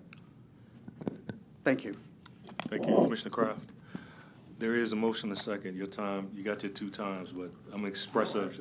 Yes, no, you got 2. I'm marking them right here. I'm keeping direct track of them. Well, I'm responding to. Well, your time's up. No, you don't get to respond. Well, this is No, a- no, this is a good no, example no, of gagging no, any no, no, no, open debate. no. Respect the rules. Commissioner Respect the Kraft just rules. spoke twice. No, he didn't. He I twice. didn't. You spoke twice. So Respect the you make up rules. the rules again as we Respect the go rules, along. man. That's what I'm asking. There are no rules. so There are there's nothing rules. to respect.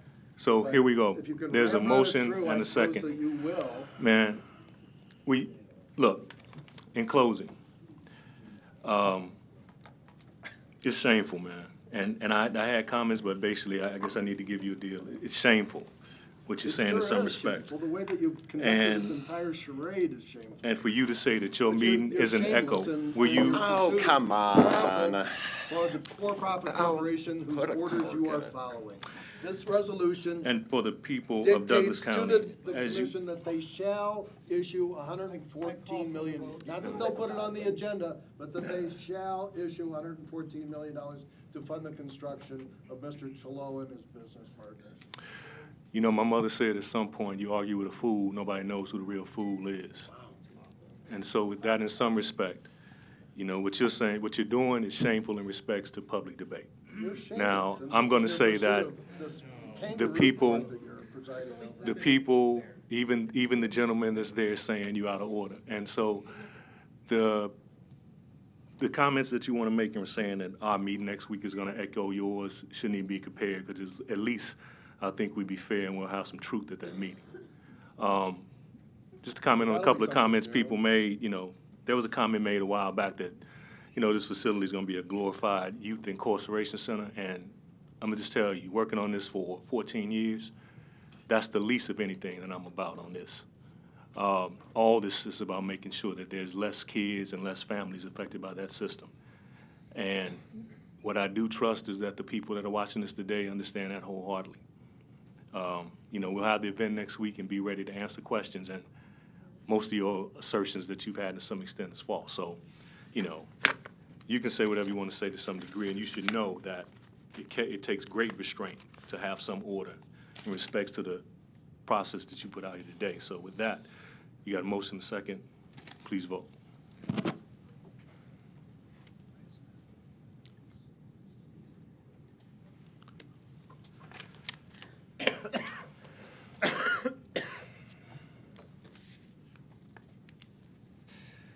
Motion passes. Commissioner Kavanaugh voting no, other commissioners voting yes. We'll go on to item G1, which is the weekly personnel report for civil service. It is as submitted.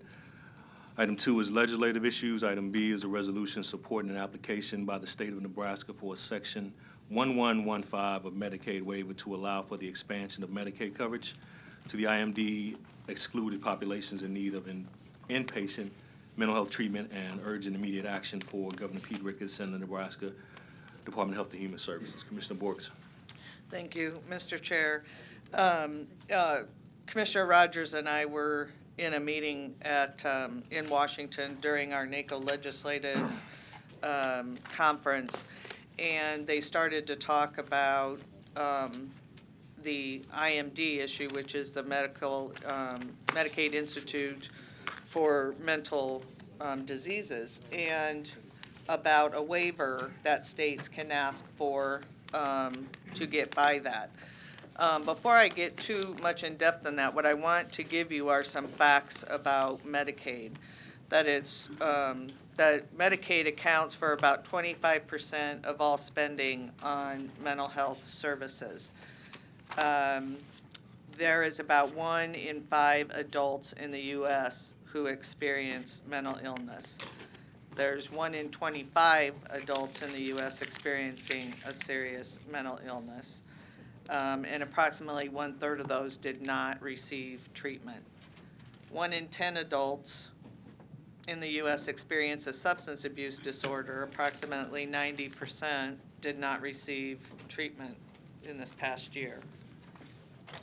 Approximately 8.5 million adults have both a mental health and a substance abuse disorder. Counties ensure that the safety of the public and our entry point to the criminal justice system, with 10.9 million individuals cycling in and out of the 3,000 local jails every year. And there's about 64% of jail inmates have a mental illness. This waiver that they're talking about under the new guidelines that were published back in November of 2018 gives the states the ability to apply for a 1115 waiver, and that gives dollars to be able to be spent on these services that are so needed in all of our communities. And so this resolution is basically asking our governor, the state of Nebraska, Health and Human Services, to submit a waiver on this issue so that we can benefit from these dollars and get these people the help that they need. And I would make a motion to approve. It's a motion by Commissioner Borges and second by Commissioner Boyle. Commissioner Kraft? Yes. You said 1 in 5? Which one of us? If she looks at 5 of us, that's a loaded question. That's all. Seeing no further comment, please vote.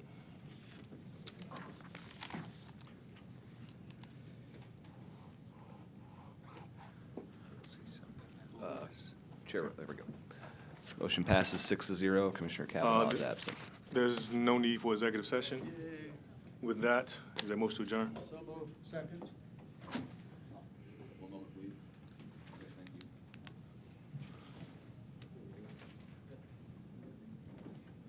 you.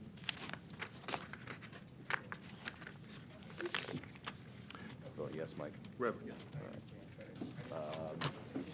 Reverend. Motion passes 5-0. Commissioners Morgan and Kavanaugh are absent.